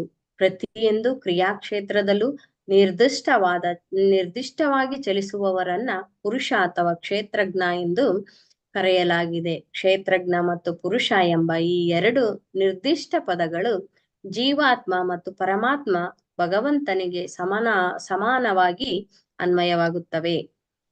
ಭಗವದ್ಗೀತೆ 13.3 ಹೀಗೆ ಆ ವಿಷಯವನ್ನು ವಿವರಿಸಲಾಗಿದೆ. ಕ್ಷೇತ್ರಜ್ಞಂ ಚಾಪಿ ಮಾಂ ವಿದ್ಧಿ ಸರ್ವಕ್ಷೇತ್ರೇಷು ಭಾರತ ಕ್ಷೇತ್ರಜ್ಞ ಯೋಜ್ಞಾನಂ ಯತ್ತಜ್ ಜ್ಞಾನಂ ಮಮ. ಕ್ಷೇತ್ರವೆಂದರೆ ಸ್ಥಳ, ಸ್ಥಾನವನ್ನರಿತವನೇ ಕ್ಷೇತ್ರಜ್ಞ. ಜೀವಾತ್ಮ ತನ್ನ ಸೀಮಿತ ಕಾರ್ಯಕ್ಷೇತ್ರಗಳ ಬಗೆಗೆ ತಿಳಿದಿರುತ್ತಾನೆ, ಆದರೆ ಪರಮಾತ್ಮನು ಅಪರಿಮಿತ ಕಾರ್ಯಕ್ಷೇತ್ರಗಳ ಬಗೆಗೆ ಅರಿತಿರುತ್ತಾನೆ. ಜೀವಾತ್ಮನು ತನ್ನ ಯೋಚನೆ, ಇಚ್ಛೆಗಳ ಚಟುವಟಿಕೆಗಳನ್ನ ಅರಿತಿರುತ್ತಾನೆ, ಆದರೆ ಪರಮ ನಿಯಂತ್ರಕನಾದ ಪರಮಾತ್ಮನು ಸರ್ವವ್ಯಾಪಿಯಾಗಿದ್ದು ಪ್ರತಿಯೊಬ್ಬರ ಯೋಚನೆ, ಭಾವನೆ, ಇಚ್ಛೆಗಳ ಕಾರ್ಯವನ್ನ ತಿಳಿದಿರುತ್ತಾನೆ. ಹೀಗೆ ಜೀವಿಯು ತನ್ನ ವ್ಯವಹಾರಗಳಿಗೆ ಸೂಕ್ಷ್ಮ ಸ್ವಾಮಿ, ಆದರೆ ದೇವೋತ್ತಮ ಪರಮ ಪುರುಷನು ಪ್ರತಿಯೊಬ್ಬನ ಭೂತ, ವರ್ತಮಾನ ಮತ್ತು ಭವಿಷ್ಯತ್ತುಗಳ ಸಕಲ ವ್ಯವಹಾರಗಳ ಪ್ರಭು. ವೇದಾಹಂ ಸಮತೀತಾನಿ ಇತ್ಯಾದಿ. ಭಗವಂತ ಮತ್ತು ಜೀವಿಗಳ ನಡುವಿನ ಈ ಅಂತರವನ್ನ ಅಜ್ಞಾನಿಗಳು ಮಾತ್ರ ತಿಳಿದಿರುವುದಿಲ್ಲ. ಜೀವಿಗಳು ಪ್ರಜ್ಞಾರಹಿತ ಜಡದಿಂದ ಪ್ರತ್ಯೇಕವಾಗಿದ್ದು ಪ್ರಜ್ಞೆಯಲ್ಲಿ ಗುಣಾತ್ಮಕವಾಗಿ ಭಗವಂತನಿಗೆ ಸಮಾನರಾಗಿರಬಹುದು. ಆದರೆ ಜೀವಿಯು ಭೂತ, ವರ್ತಮಾನ, ಭವಿಷ್ಯತ್ತಿನ ಪೂರ್ಣ ಜ್ಞಾನದಲ್ಲಿ ಎಂದೂ ಭಗವಂತನಿಗೆ ಸಮನಾಗಲಾರ.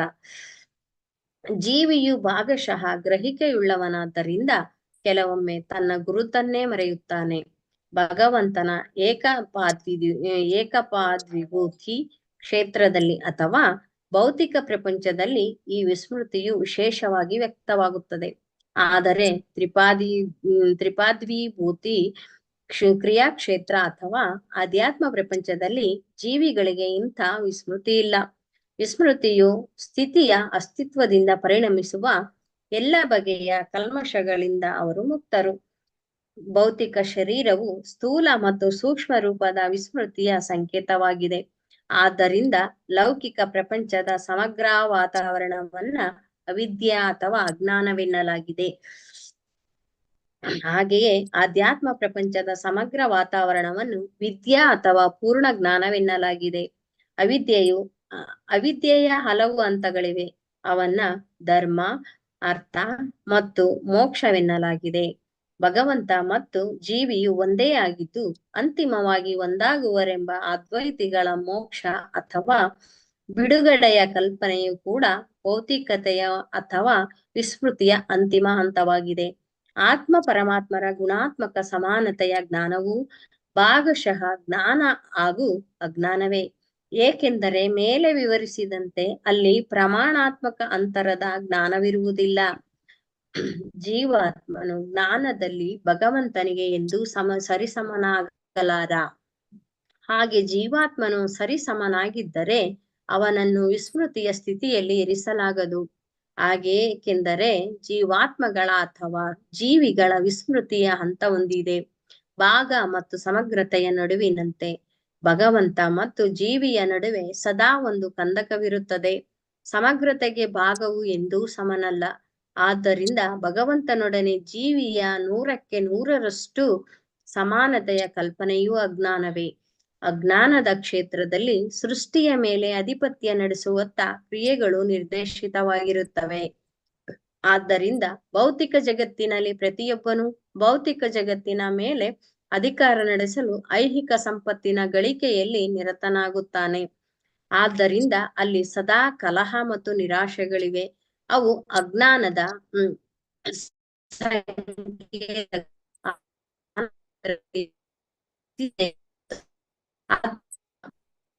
ಚಟುವಟಿಕೆಗಳ ಮುಕ್ತ ಹಂತದಲ್ಲಿ ಅವಿದ್ಯೆಯು ಅಥವಾ ಸ್ಮೃತಿಯು ಪ್ರಭಾವ ಕಶ್ಮಲಕ್ಕೆ ಅವಕಾಶವೇ ಇಲ್ಲ.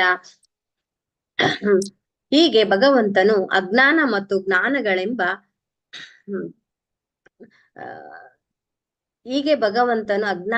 ಜ್ಞಾನಗಳೆಂಬ ಉಭಯ ಕ್ಷೇತ್ರಗಳ ಒಡೆಯನಾಗಿದ್ದಾನೆ. ಈ ಉಭಯ ಪ್ರದೇಶಗಳಲ್ಲಿ ಯಾವುದರಲ್ಲಾದರೂ ಇರುವ ಆಯ್ಕೆಯ ಅವಕಾಶ ಜೀವಿಗಿದೆ. ಶ್ಲೋಕ 22.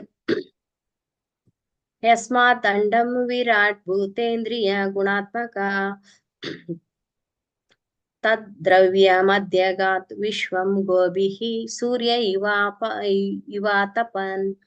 ಯಸ್ಮಾತ್ ಯಾರಿಂದ ಅಂಡಂ ವಿಶ್ವಗೋಳವು ವಿರಾಟ್ ವಿಶ್ವರೂಪವು ಜಜ್ಞೆ ಪ್ರಕಟವಾಯಿತು. ಭೂತ ಮೂಲ ಅಂಶಗಳು, ಇಂದ್ರಿಯಗಳು, ಗುಣ ಆತ್ಮಕಃ ಗುಣಗಳು, ತತ್ ದ್ರವ್ಯಂ ವಿಶ್ವಗಳು ಮತ್ತು ವಿಶ್ವರೂಪ ಇತ್ಯಾದಿ. ಅತ್ಯಗಾತ್ ಮೀರಿದವನು, ವಿಶ್ವಂ ಸಕಲ ವಿಶ್ವಗಳನ್ನು, ಗೋಭಿಹಿ ಕಿರಣಗಳಿಂದ, ಸೂರ್ಯನು, ಇವ ಹಾಗೆ, ಆತಪನ್ ಕಿರಣಗಳು ಮತ್ತು ಶಾಖವನ್ನು ಹರಡಿದ. ಅನುವಾದ: ದೇವೋತ್ತಮ ಪರಮಪುರುಷನಿಂದ ಎಲ್ಲ ವಿಶ್ವಗೋಳಗಳು, ಎಲ್ಲ ಭೌತಿಕ ವಸ್ತುಗಳ ಗುಣಗಳು ಮತ್ತು ಇಂದ್ರಿಯಗಳನ್ನು ಒಳಗೊಂಡ ವಿಶ್ವರೂಪವು ಉತ್ಪತ್ತಿಯಾಗಿವೆ. ಆಗಿದ್ದು ಕಿರಣಗಳು ಮತ್ತು ಶಾಖದಿಂದ ಬೇರೆಯಾಗಿರುವ ಸೂರ್ಯನಂತೆ ಅವನು ಭೌತಿಕ ಅಭಿವ್ಯಕ್ತಿಗಳಿಂದ ಪ್ರತ್ಯೇಕವಾಗಿರುವನು. ಭಾವಾರ್ಥ: ಇಂದಿನ ಶ್ಲೋಕದಲ್ಲಿ ಪರಮ ಸತ್ಯವು ಪುರುಷ ಅಥವಾ ಪರಮಪುರುಷನಾದ ಪುರುಷೋತ್ತಮನೆಂದು ನಿಶ್ಚಿತವಾಗಿದೆ. ಪರಮಪುರುಷನು ತನ್ನ ವಿವಿಧ ಶಕ್ತಿಗಳಿಂದ ಈಶ್ವರ ಅಥವಾ ಪರಮ ನಿಯಂತ್ರಕನಾಗಿದ್ದಾನೆ. ಭಗವಂತನಲ್ಲಿ ಭೌತಿಕ ಶಕ್ತಿಯ ಏಕಪಾದ್ವಿಭೂತಿಯ ಅಭಿವ್ಯಕ್ತಿ ಇದೆ. ಅದು ಭಗವಂತನ ಅನೇಕ ಪತ್ನಿಯರಲ್ಲಿ ಒಬ್ಬಳಿದ್ದಂತೆ ಇದೆ. ಗೀತೆಯ ಭಾಷೆಯಲ್ಲಿ ಸೂಚಿಸಿದಂತೆ ಭಿನ್ನಾ ಪ್ರಕೃತಿ. ಭಗವಂತನು ಅವಳಿಂದ ಹೆಚ್ಚು ಆಕರ್ಷಿತನಾಗಿಲ್ಲ. ತ್ರಿಪಾದ್ವಿಭೂತಿ ವಲಯವು ಭಗವಂತನ ಶಕ್ತಿಯ ಶುದ್ಧ ಆಧ್ಯಾತ್ಮ ಅಭಿವ್ಯಕ್ತಿಯಾಗಿದೆ. ಆದುದರಿಂದ ಅದು ಅವನಿಗೆ ಹೆಚ್ಚು ಆಕರ್ಷಕವೆನಿಸಿದೆ. ಆದ್ದರಿಂದ ಭಗವಂತನು ಭೌತಿಕ ಶಕ್ತಿಯನ್ನು ಗರ್ಭೀಕರಿಸುತ್ತಾನೆ. ಆ ಮೂಲಕ ಭೌತಿಕ ಅಭಿವ್ಯಕ್ತಿಗಳನ್ನು ಉತ್ಪಾದಿಸುತ್ತಾನೆ. ಅನಂತರ ಆ ಅಭಿವ್ಯಕ್ತಿಯಲ್ಲಿ ಅವನು ತನ್ನನ್ನು ಅದ್ಭುತ ಆಕಾರವಾದ ವಿಶ್ವರೂಪವಾಗಿ ವಿಸ್ತರಿಸುತ್ತಾನೆ. ಅರ್ಜುನನಿಗೆ ತೋರಿದ ವಿಶ್ವರೂಪವು ಭಗವಂತನ ಮೂಲ ರೂಪವಲ್ಲ. ಭಗವಂತನ ಮೂಲ ರೂಪವು ಪುರುಷೋತ್ತಮನ ಅಥವಾ ಸ್ವಯಂ ಕೃಷ್ಣನ ದಿವ್ಯ ರೂಪ. ಅವನು ಸ್ವತಃ ಸೂರ್ಯನಂತೆ ವಿಸ್ತರಿಸುತ್ತಾನೆ. ಆದರೆ ಅವನು ಅಂತಹ ಶಾಖ ಮತ್ತು ಕಿರಣಗಳಿಂದ ಸದಾ ದೂರವಿರುತ್ತಾನೆ. ಅದ್ವೈತವಾದಿಯು ವಾಸ್ತವಿಕವಾದ ದಿವ್ಯವಾದ ಕೃಷ್ಣನೆಂದು ಪ್ರಸಿದ್ಧನಾದ ಶಾಶ್ವತ ರೂಪಿಯಾದ ಭಗವಂತನನ್ನು ತಿಳಿಯುವುದಿಲ್ಲ. ಭಗವಂತನ ಕಿರಣಗಳನ್ನು ಮಾತ್ರ ಗಮನಿಸುತ್ತಾನೆ. ಆದ್ದರಿಂದ ಕೃಷ್ಣನು ಅದ್ವೈತವಾದಿಗಳಿಗೆ ದ್ವಿಭುಜ ವೇಣುವಿನಿಂದ ಒಡಗೂಡಿದ ಪರಮಪುರುಷ ರೂಪದಲ್ಲಿ ವಿಸ್ಮಯಕಾರಿಯಾಗಿದ್ದಾನೆ. ಅವರು ಭಗವಂತನ ವಿರಾಟ್ ವಿಶ್ವರೂಪವನ್ನ ಮಾತ್ರ ಸಮನ್ವಯಿಸಬಲ್ಲರು. ಸೂರ್ಯನ ಕಿರಣಗಳು ಸೂರ್ಯನಿಗೆ ಗೌಣವಾಗಿವೆ. ಹಾಗೆಯೇ ನಿರಾಕಾರವಾದ ಭಗವಂತನ ವಿಶ್ವರೂಪವು ಭಗವಂತನ ವ್ಯಕ್ತಿ ರೂಪವಾದ ಪುರುಷೋತ್ತಮನಿಗೂ ಗೌಣವಾಗಿದೆ. ಇದನ್ನು ಅವರು ಅರಿಯಬೇಕು. ಬ್ರಹ್ಮ ಸಂಹಿತೆಯ 5.37 ಈ ಹೇಳಿಕೆಯನ್ನು ಹೀಗೆ ಸಮರ್ಥಿಸುತ್ತದೆ. ಆನಂದ ಚಿನ್ಮಯ ರಸ ಪ್ರತಿಭಾವಿತಾಭಿರ್ಯ ಏವ ನಿಜ ರೂಪ ತಯಾ ಕಲಾಭಿ ಗೋಲೋಕ ಏವ ನಿವಸತ್ಯ ಅಖಿಲಾತ್ಮಭೂತ ಗೋವಿಂದಮಾದಿ ಪುರುಷಂ ತಮಹಂ ಭಜಾಮಿ. ದೇವೋತ್ತಮ ಪರಮ ಪುರುಷ ಗೋವಿಂದನು ತನ್ನ ದೈಹಿಕ ಕಿರಣಗಳಿಂದ ಪ್ರತಿಯೊಬ್ಬನ ಇಂದ್ರಿಯಗಳನ್ನು ಸಚೇತನಗೊಳಿಸುತ್ತಾನೆ. ಅವನು ಗೋಲೋಕವೆಂಬ ತನ್ನ ದಿವ್ಯಧಾಮದಲ್ಲಿ ವಾಸಿಸುತ್ತಾನೆ. ಆದರೂ ಅವನು ತನ್ನ ಸೃಷ್ಟಿಯ ಮೂಲೆಯಲ್ಲಿದ್ದಾನೆ.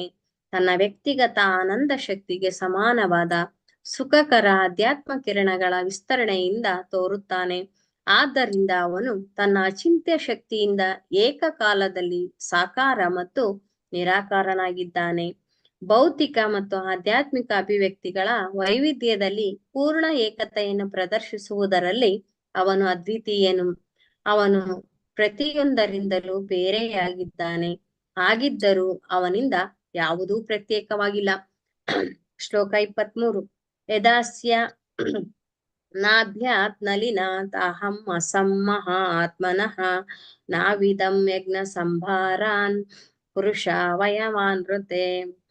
ಯದಾ ಯಾವಾಗ, ಅಸ್ಯ ಅವನ, ನಾಭ್ಯಾತ್ ನಾಭಿಯಿಂದ, ನಲಿನಾತ್ ಕಮಲದಿಂದ, ಅಹಂ ನಾನು, ಅಸಂ ಜನಿಸಿದೆನು, ಮಹಾ ಆತ್ಮನಃ ಮಹಾತ್ಮನ, ನಾ ಆವಿದಂ ತಿಳಿಯಲಿಲ್ಲ, ಯಜ್ಞದ, ಸಂಭಾರಾನ್ ಸಾಮಗ್ರಿಗಳನ್ನ, ಪುರುಷ ಭಗವಂತನ, ಅವಯವಾನ್ ಅವಯವಗಳನ್ನು, ಋತೆ ಹೊರತುಪಡಿಸಿ. ಅನುವಾದ: ನಾನು ಮಹಾಪುರುಷನಾದ ಭಗವಂತನ ಮಹಾವಿಷ್ಣುವಿನ ನಾಭಿ ಕಮಲದಿಂದ ಹುಟ್ಟಿದೆ. ಆಗ ನನ್ನಲ್ಲಿ ದೇವೋತ್ತಮ ಪರಮಪುರುಷನ ಅವಯವಗಳು ಮಾತ್ರ ಕಾಯಿದ್ದವು. ಬೇರೆ ಯಾವ ಯಜ್ಞ ಸಾಮಗ್ರಿಗಳು ನನ್ನಲ್ಲಿ ಇರಲಿಲ್ಲ. ಭಾವಾರ್ಥ: ಬ್ರಹ್ಮನು ವಿಶ್ವ ಅಭಿವ್ಯಕ್ತಿಯ ಸೃಷ್ಟಿಕರ್ತ. ಅವನು ಸ್ವಯಂಭೂ ಎಂದು ಪ್ರಸಿದ್ಧನಾಗಿದ್ದಾನೆ. ಏಕೆಂದರೆ ಅವನು ತಂದೆ ತಾಯಿಗಳಿಲ್ಲದೆ ಜನಿಸಿದವನು. ಜೀವಿಯು ತಂದೆ ತಾಯಿಗಳ ಲೈಂಗಿಕ ಸಂಪರ್ಕದಿಂದ ಹುಟ್ಟಬೇಕು. ಇದು ಸಾಮಾನ್ಯ ಪ್ರಕ್ರಿಯೆ. ಆದರೆ ಬ್ರಹ್ಮನು ಮೊದಲು ಹುಟ್ಟಿದ ಜೀವಿ. ಅವನು ಮಹಾವಿಷ್ಣುವಿನ ನಾಭಿ ಕಮಲದಲ್ಲಿ ಹುಟ್ಟಿದನು. ಮಹಾವಿಷ್ಣುವು ಪ್ರಭು ಶ್ರೀಕೃಷ್ಣನ ಸಮಗ್ರ ವಿಸ್ತೃತ ರೂಪ. ನಾಭಿ ಕಮಲವು ಭಗವಂತನ ಶರೀರದ ಅವಯವಗಳ ಒಂದು ಭಾಗ. ಬ್ರಹ್ಮನು ಆ ನಾಭಿ ಕಮಲದಿಂದ ಉದ್ಭವಿಸಿದ್ದಾನೆ. ಆದುದರಿಂದ ಬ್ರಹ್ಮನು ಭಗವಂತನ ಶರೀರದ ಒಂದು ಭಾಗವಾಗಿದ್ದಾನೆ. ಬ್ರಹ್ಮನು ಈ ಅದ್ಭುತ ಶೂನ್ಯ ಬ್ರಹ್ಮಾಂಡದಲ್ಲಿ ಕಾಣಿಸಿಕೊಂಡಾಗ ಅವನಿಗೆ ಕಗ್ಗತ್ತಲೆಯಲ್ಲದೆ ಬೇರೇನೂ ಕಾಣಲಿಲ್ಲ. ಅವನು ಬ್ರಹ್ಮಾಂಡದಲ್ಲಿ ಅವನು ದಿಗ್ಭ್ರಮೆಗೊಂಡನು. ಆಗ ಅವನು ತಪಸ್ಸನ್ನಾಚರಿಸುವಂತೆ ಭಗವಂತನಿಂದ ಪ್ರೇರಣೆಯಾಯಿತು. ಆ ಮೂಲಕ ಯಜ್ಞ ಸಾಮಗ್ರಿಗಳನ್ನ ಪಡೆಯುವಂತೆ ಸೂಚನೆಯಾಯಿತು. ಆದರೆ ಅಲ್ಲಿ ಅವರಿಬ್ಬರಿಲ್ಲದೆ ಬೇರೆ ಯಾರೂ ಇರಲಿಲ್ಲ. ಪರಮಪುರುಷ ಮಹಾವಿಷ್ಣು ಅವನ ಶರೀರದ ಭಾಗವಾದ ಸ್ವಯಂ ಬ್ರಹ್ಮ ಮಾತ್ರ ಅಲ್ಲಿದ್ದರು. ಯಜ್ಞಾಚರಣೆಗೆ ಅನೇಕ ಸಾಮಗ್ರಿಗಳು ಬೇಕು. ವಿಶೇಷವಾಗಿ ಪಶುಗಳು ಬೇಕು.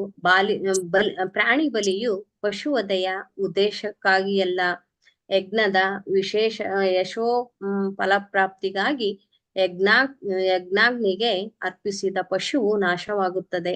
ಆದರೆ ಮರುಕ್ಷಣವೇ ಅದು ಹೊಸ ಹುಟ್ಟು ಪಡೆಯುತ್ತದೆ. ತಜ್ಞ ಪುರೋಹಿತನು ಪಠಿಸುವ ವೇದ ಮಂತ್ರಗಳ ಪ್ರಭಾವದಿಂದ ಇದು ಸಾಧ್ಯವಾಗುತ್ತದೆ. ಅಂತಹ ತಜ್ಞ ಪುರೋಹಿತರಿಲ್ಲದಾಗ ಯಜ್ಞದಲ್ಲಿ ಪಶು ಬಲಿ ನಿಷೇಧಿತವಾಗಿದೆ. ಬ್ರಹ್ಮನು ಗರ್ಭೋದಕಶಾಹಿ ವಿಷ್ಣುವಿನ ಶರೀರದಿಂದಲೇ ಯಜ್ಞ ಸಾಮಗ್ರಿಗಳನ್ನ ಸೃಷ್ಟಿಸಿದನು. ಎಂದರೆ ವಿಶ್ವ ವ್ಯವಸ್ಥೆಯು ಸ್ವಯಂ ಬ್ರಹ್ಮನಿಂದಲೇ ಸೃಷ್ಟಿಯಾಯಿತು. ಶೂನ್ಯದಿಂದ ಏನೂ ಸೃಷ್ಟಿಯಾಗುವುದಿಲ್ಲ, ಎಲ್ಲವೂ ಭಗವಂತನಿಂದಲೇ ಸೃಷ್ಟಿಯಾಗುತ್ತವೆ. ಭಗವಂತನು ಭಗವದ್ಗೀತೆಯ 10.8ರಲ್ಲಿ ಅಹಂ ಸರ್ವಸ್ಯ ಪ್ರಭವೋ ಮತ್ತಃ ಸರ್ವಂ ಪ್ರವರ್ತತೆ, ಪ್ರತಿಯೊಂದು ನನ್ನ ದೇಹದ ಅವಯವಗಳಿಂದ ಮಾಡಲ್ಪಟ್ಟಿದೆ, ಆದ್ದರಿಂದ ನಾನೇ ಸಕಲ ಸೃಷ್ಟಿಗಳ ಮೂಲ ಆಕಾರ ಎಂದಿದ್ದಾನೆ. ಪ್ರತಿಯೊಂದು ಭಗವಂತನಲ್ಲದೆ ಬೇರೆ ಇಲ್ಲ. ಆದ ಕಾರಣ ಭಗವಂತನನ್ನ ಪೂಜಿಸುವುದರಿಂದ ಪ್ರಯೋಜನವಿಲ್ಲ ಹೀಗೆಂದು ನಿರಾಕಾರವಾದಿಗಳು ವಾದಿಸುತ್ತಾರೆ. ಆದರೆ ಸಾಕಾರವಾದಿಯು ಕೃತಜ್ಞತಾ ಭಾವದಿಂದ ಭಗವಂತನನ್ನು ಪೂಜಿಸುತ್ತಾನೆ. ಭಗವಂತನ ಅವಯವಗಳಿಂದ ಜನಿಸಿದ ವಸ್ತುಗಳನ್ನೇ ಪೂಜೆಗೆ ಬಳಸಿಕೊಳ್ಳುತ್ತಾನೆ. ಹಣ್ಣು ಹೂವುಗಳು ಭೂಮಿಯಿಂದ ದೊರೆಯುತ್ತವೆ. ಹಾಗಿದ್ದರೂ ಭೂಮಾತೆಯು ವಿವೇಕಿಯಾದ ಭಕ್ತನಿಂದ ಭೂಮಿಯಲ್ಲಿ ಹುಟ್ಟಿದ ವಸ್ತುಗಳಿಂದಲೇ ಪೂಜೆಗೊಳ್ಳುತ್ತಾಳೆ. ಹಾಗೆಯೇ ಗಂಗಾಜಲದಿಂದಲೇ ಗಂಗಾ ಮಾತೆಯ ಪೂಜೆ ನಡೆಯುತ್ತದೆ. ಆದರೂ ಪೂಜಿಸುವವನು ಪೂಜೆಯ ಫಲ ಪಡೆಯುತ್ತಾನೆ. ಭಗವಂತನ ಪೂಜೆಯು ಭಗವಂತನ ಅವಯವಗಳಿಂದ ಹುಟ್ಟಿದ ವಸ್ತುಗಳಿಂದಲೇ ನಡೆಯುತ್ತದೆ. ಸ್ವಯಂ ಭಗವಂತನ ಒಂದು ಅಂಶವಾದ ಅರ್ಚಕನು ಭಗವಂತನ ಭಕ್ತಿ ಸೇವೆಯ ಫಲ ಪಡೆಯುತ್ತಾನೆ. ನಿರಾಕಾರವಾದಿಯು ತಾನೇ ಭಗವಂತನೆಂದು ತಪ್ಪಾಗಿ ತೀರ್ಮಾನಿಸುತ್ತಾನೆ. ಸಾಕಾರವಾದಿಯು ಭಗವಂತನಿಂದ ಯಾವುದೂ ಭಿನ್ನವಲ್ಲ ಎಂದು ಸಂಪೂರ್ಣವಾಗಿ ಅರಿತು ಕೃತಜ್ಞತಾ ಪೂರ್ವಕವಾಗಿ ಭಗವಂತನಿಗೆ ಭಕ್ತಿ ಸೇವೆ ಸಲ್ಲಿಸುತ್ತಾನೆ. ಭಕ್ತನು ಎಲ್ಲವನ್ನೂ ಭಗವತ್ ಸೇವೆಯಲ್ಲಿ ವಿನಿಯೋಗಿಸಲು ಯತ್ನಿಸುತ್ತಾನೆ. ಎಲ್ಲವೂ ಭಗವಂತನ ಆಸ್ತಿ, ಯಾರೂ ಯಾವುದನ್ನು ತನ್ನದು ಎಂದು ಕೇಳುವಂತಿಲ್ಲ ಎಂದು ಭಕ್ತನು ತಿಳಿದಿದ್ದಾನೆ. ಏಕತ್ವದ ಪರಿಪೂರ್ಣ ಕಲ್ಪನೆಯು ಭಗವಂತನ ಪ್ರೇಮ ಸೇವೆಯಲ್ಲಿ ತೊಡಗಲು ಅರ್ಚಕನಿಗೆ ನೆರವು ನೀಡುತ್ತದೆ. ಆದರೆ ನಿರಾಕಾರವಾದಿಯು ಮಿಥ್ಯಾಗರ್ವಿಯಾಗಿರುತ್ತಾನೆ. ಅವನು ಎಂದೆಂದಿಗೂ ಭಗವಂತನಿಂದ ಮನ್ನಣೆ ಪಡೆಯದೆ ಭಕ್ತನಲ್ಲದವನಾಗಿಯೇ ಉಳಿಯುತ್ತಾನೆ. ಶ್ಲೋಕ 24. ತೇಷು ಯಜ್ಞಸ್ಯ ಪಶವಃ ಸವನಸ್ಪತಯ ಕುಶಾಃ ಇದಂಚ ದೇವಯಜನಂ ಕಾಲಶ್ಚೋರು ಗುಣಾನ್ವಿತಃ. ತೇಷು ಅಂತಹ ಯಜ್ಞಗಳಲ್ಲಿ, ಯಜ್ಞಸ್ಯ ಯಜ್ಞಗಳ, ಪಶವಃ ಪಶುಗಳು ಅಥವಾ ಯಜ್ಞ ಸಾಮಗ್ರಿಗಳು, ಸವನಸ್ಪತಯ ಪುಷ್ಪ ಪತ್ರೆಗಳ ಸಹಿತ, ಕುಶಾ ದರ್ಭೆ, ಇದಂ ಈ ಎಲ್ಲವೂ, ಚ ಹಾಗೆಯೇ, ದೇವ ಯಜನಂ ಯಜ್ಞ ವೇದಿಕೆಯು, ಕಾಲಃ ಸೂಕ್ತ ಸಮಯವು, ಚ ಹಾಗೆಯೇ, ಉರು ಶ್ರೇಷ್ಠ, ಗುಣ ಅನ್ವಿತಃ ಗುಣಗಳಿಂದ ಕೂಡಿದ. ಅನುವಾದ: ಯಜ್ಞಗಳ ಆಚರಣೆಗೆ ಯಜ್ಞ ಸಾಮಗ್ರಿಗಳು ಅವಶ್ಯ. ಯಜ್ಞ ವೇದಿಕೆ, ಸೂಕ್ತ ಸಮಯ, ಜೊತೆಗೆ ಪುಷ್ಪಗಳು, ಪತ್ರಗಳು ಮತ್ತು ದರ್ಭೆ ಬೇಕು. ಶ್ಲೋಕ 25. ವಸ್ತೂನಿ ಓಷಧಯ ಸ್ನೇಹ ರಸ ಲೋಹ ಮೃದ ಜಲಂ ಋಷೋ ಯಜುಂಷಿ ಸಾಮಾನಿ ಚಾತುರ್ಹೋಮಂ ಚ ಸತ್ತಮ. ವಸ್ತೂನಿ ಪಾತ್ರೆಗಳು, ಓಷಧಯ ಧಾನ್ಯಗಳು, ಸ್ನೇಹ ತುಪ್ಪ, ರಸ ಲೋಹ ಮೃದ ಜೇನುತುಪ್ಪ, ಚಿನ್ನ ಮತ್ತು ಮಣ್ಣು, ಜಲಂ ನೀರು, ರುಚಃ ಋಗ್ವೇದ, ಯಜುಂಷಿ ಯಜುರ್ವೇದ, ಸಾಮಾನಿ ಸಾಮವೇದ, ಚಾತುಃ ಹೋತ್ರಂ ಯಜ್ಞಾಚರಣೆಗೆ 4 ವ್ಯಕ್ತಿಗಳು, ಚ ಇವೆಲ್ಲವೂ ಸತ್ತಮ ಪುಣ್ಯಶಾಲಿಯೇ, ಮಹಾಪುಣ್ಯಶಾಲಿಯೇ. ಅನುವಾದ: ಪಾತ್ರೆಗಳು, ಧಾನ್ಯಗಳು, ತುಪ್ಪ, ಜೇನುತುಪ್ಪ, ಚಿನ್ನ, ಮೃತ್ತಿಕೆ, ನೀರು, ಋಗ್ವೇದ, ಯಜುರ್ವೇದ, ಸಾಮವೇದ, ಯಜ್ಞಾಚರಣೆಗೆ 4 ಪುರೋಹಿತರು, ಇವು ಇತರ ಅವಶ್ಯಕತೆಗಳು. ಭಾವಾರ್ಥ: ಯಜ್ಞವನ್ನು ಯಶಸ್ವಿಯಾಗಿ ಆಚರಿಸಲು ಕನಿಷ್ಠ 4 ತಜ್ಞ ಪುರೋಹಿತರು ಅವಶ್ಯ. ಆಹುತಿ ಕೊಡಲು ಒಬ್ಬರು, ಮಂತ್ರ ಪಠಿಸಲು ಒಬ್ಬರು, ಬೇರೆ ಅಗ್ನಿಯ ನೆರವಿಲ್ಲದೆ ಯಜ್ಞಾಗ್ನಿಯನ್ನು ಒತ್ತಿಸುವವರು ಒಬ್ಬರು, ಮೇಲ್ವಿಚಾರಣೆ ನಡೆಸಲು ಒಬ್ಬರು, ಹೀಗೆ 4 ಅಗತ್ಯ. ಪ್ರಥಮ ಸೃಷ್ಟಿ ಜೀವಿಯಾದ ಬ್ರಹ್ಮನ ಹುಟ್ಟಿನೊಡನೆ ಯಜ್ಞಗಳು ನಡೆಯುತ್ತಿದ್ದವು.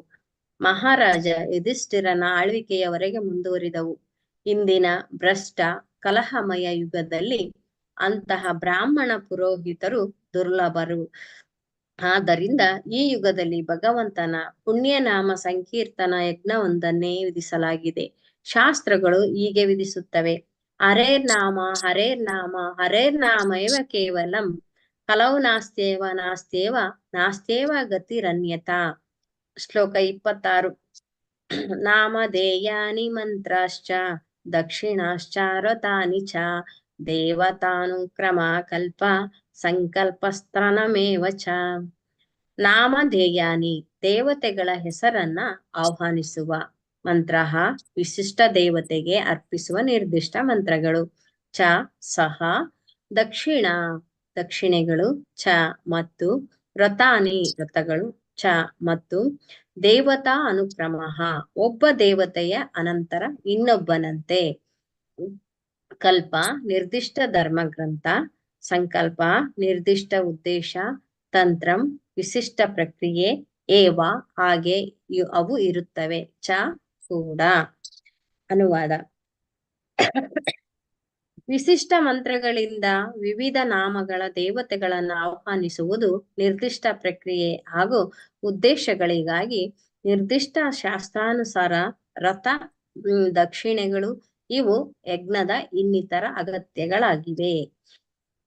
ಭಾವಾರ್ಥ: ಯಜ್ಞಾಚರಣೆಯ ಪೂರ್ಣ ಪ್ರಕ್ರಿಯೆಯು ಕಾಮ್ಯ ಕರ್ಮ ಶ್ರೇಣಿಗೆ ಸೇರಿದೆ. ಅಂತಹ ಕ್ರಿಯೆಗಳು ಅತ್ಯಂತ ವೈಜ್ಞಾನಿಕವಾಗಿವೆ. ಅವು ಮುಖ್ಯವಾಗಿ ವಿಶಿಷ್ಟ ರೀತಿಯಲ್ಲಿ ಶಬ್ದವನ್ನು ಕಂಪನಗೊಳಿಸುವ ಪ್ರಕ್ರಿಯೆಯನ್ನ ಅವಲಂಬಿಸಿವೆ. ಅದೊಂದು ಮಹಾವಿಜ್ಞಾನ. 4000 ವರ್ಷಗಳಿಗಿಂತಲೂ ಹೆಚ್ಚು ಕಾಲದಿಂದ ಸಮರ್ಪಕವಾಗಿ ಬಳಕೆಯಲ್ಲಿಲ್ಲ. ಅರ್ಹರಾದ ಬ್ರಾಹ್ಮಣರು ಇಲ್ಲ. ಹೀಗಾಗಿ ಅಂತಹ ಯಜ್ಞಾಚರಣೆಗಳು ಪರಿಣಾಮಕಾರಿಯಾಗಿಲ್ಲ. ಈ ಪತಿತ ಯುಗದಲ್ಲಿ ಯಜ್ಞಾಚರಣೆಗೆ ಮಾನ್ಯತೆ ನೀಡಿಲ್ಲ. ಈ ಯುಗದಲ್ಲಿ ಅಂತಹ ಯಜ್ಞಾಚರಣೆಯ ಕುಶಲ ಪುರೋಹಿತ ವರ್ಗದವರಿಂದ ಪ್ರದರ್ಶನಕ್ಕಾಗಿಯೇ ನಡೆಯುವ ಕೇವಲ ಮೋಸದ ಕಾರ್ಯವಾಗಿದೆ. ಆದರೆ ಅಂತಹ ಯಜ್ಞಗಳ ಪ್ರದರ್ಶನ ಯಾವ ಹಂತದಲ್ಲೂ ಪರಿಣಾಮಕಾರಿಯಾಗದು. ಭೌತಿಕ ವಿಜ್ಞಾನದ ನೆರವಿನಿಂದ ಕಾಮ್ಯ ಕರ್ಮವು ನಡೆದಿದೆ. ಸ್ವಲ್ಪ ಮಟ್ಟಿಗೆ ಸ್ಥೂಲ ಭೌತಿಕ ಸಹಾಯದಿಂದಲೂ ನಡೆದಿದೆ. ವೇದ ಮಂತ್ರಗಳು ಧ್ವನಿಯ ಕಂಪನಗಳ ವಿಶಿಷ್ಟ ಪ್ರಕ್ರಿಯೆಯನ್ನು ಹೊಂದಿವೆ. ಐಹಿಕ ಭೋಗಾಸಕ್ತರು ಧ್ವನಿಯ ಕಂಪನಗಳ ವಿಶಿಷ್ಟ ಪ್ರಕ್ರಿಯೆಯಲ್ಲಿ ಇನ್ನೂ ಸೂಕ್ಷ್ಮ ಪ್ರಗತಿಗಾಗಿ ಕಾಯುತ್ತಿದ್ದಾರೆ. ಸ್ಥೂಲ ಭೌತಿಕ ವಿಜ್ಞಾನವು ಮಾನವ ಜೀವನದ ನೈಜ ಉದ್ದೇಶವನ್ನ ವಿಚಲಿತಗೊಳಿಸಲಾರದು. ಅದು ಜೀವನದ ಸಮಸ್ಯೆಗಳನ್ನ ಪರಿಹರಿಸಲಾರದು. ಕೇವಲ ಕೃತಕ ಅವಶ್ಯಕತೆಗಳನ್ನು ಮಾತ್ರ ಹೆಚ್ಚಿಸುತ್ತದೆ. ಆದ ಕಾರಣ ಐಹಿಕ ಭೋಗಾಸಕ್ತ ಜೀವನ ಮಾರ್ಗ ಸರಿಯಲ್ಲ. ಅದು ಸರಿಯಲ್ಲದ ಮಾನವ ನಾಗರಿಕತೆಯತ್ತ ಒಯ್ಯುತ್ತದೆ.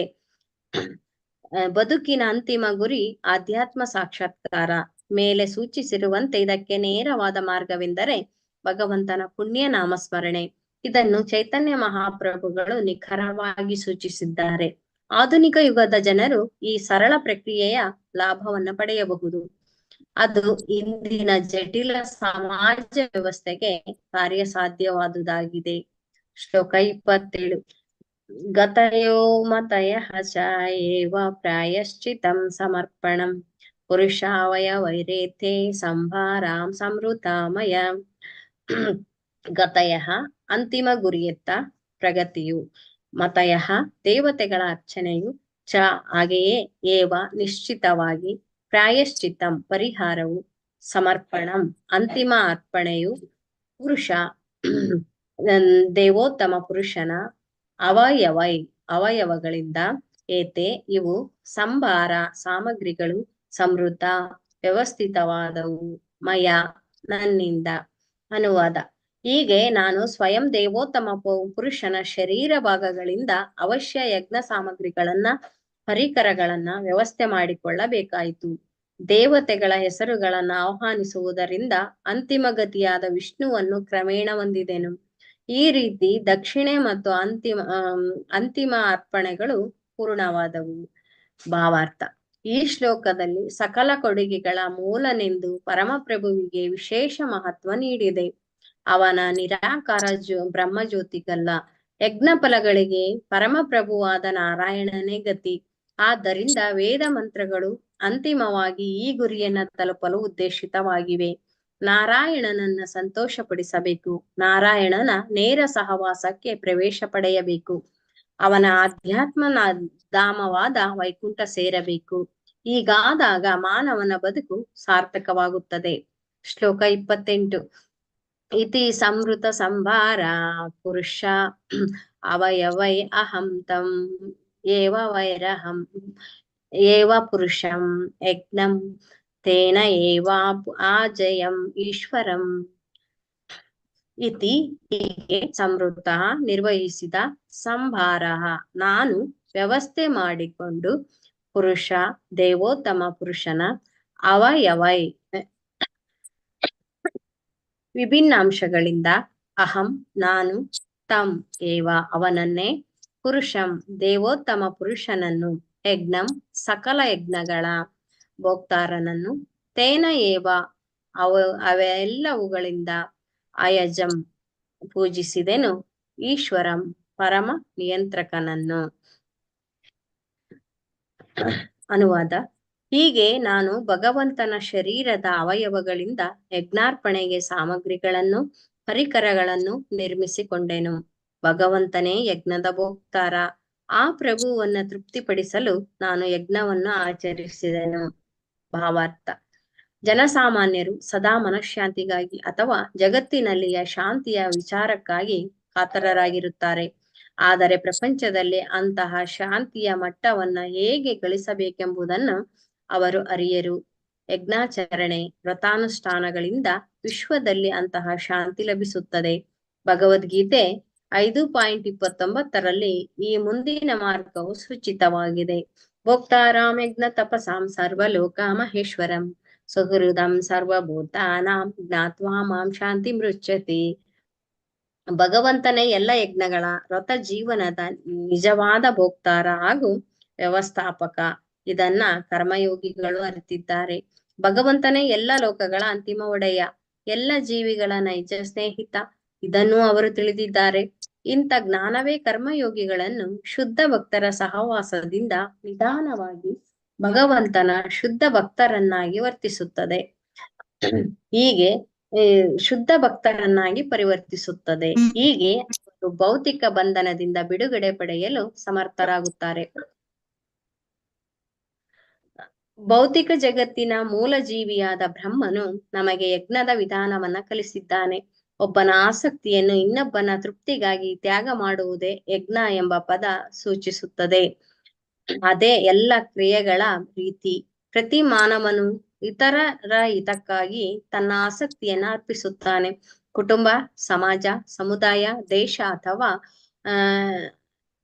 ಇಡೀ ಮಾನವ ಕುಲಕ್ಕಾಗಿ ಪ್ರತಿಯೊಬ್ಬನೂ ತ್ಯಾಗ ಮಾಡುತ್ತಾನೆ.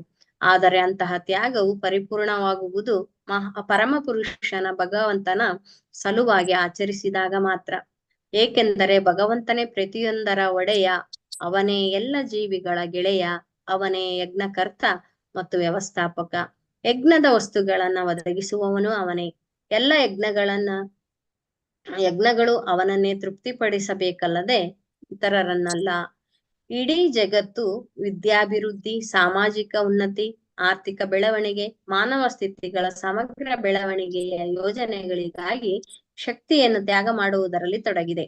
ಭಗವದ್ಗೀತೆಯಲ್ಲಿ ಹೇಳಿರುವಂತೆ ಭಗವಂತನ ಸಲುವಾಗಿ ಯಜ್ಞ ಮಾಡಲು ಯಾರಿಗೂ ಆಸಕ್ತಿ ಇಲ್ಲ. ಆದ್ದರಿಂದಲೇ ಜಗತ್ತಿನಲ್ಲಿ ಶಾಂತಿ ಇಲ್ಲವಾಗಿದೆ. ಜನರು ಜಗತ್ತಿನಲ್ಲಿ ಶಾಂತಿ ಬಯಸುವುದಾದರೆ ಸರ್ವೋಚ್ಚ ಯಜಮಾನ ಮತ್ತು ಎಲ್ಲರ ಗೆಳೆಯನಾದ ಭಗವಂತನ ಸಲುವಾಗಿ ತ್ಯಾಗ ಮಾಡಬೇಕು. ಶ್ಲೋಕ 29. ತಥಾ ತೇ ಭ್ರಾತರ ಇಮೆ ಪ್ರಜಾನಾಂ ಪತಯೋ ನವಃ ಆಯಜನ್ ವ್ಯಕ್ತಂ ಅವ್ಯಕ್ತಂ ಪುರುಷಂ ಸುಸಮಾಹಿತಃ.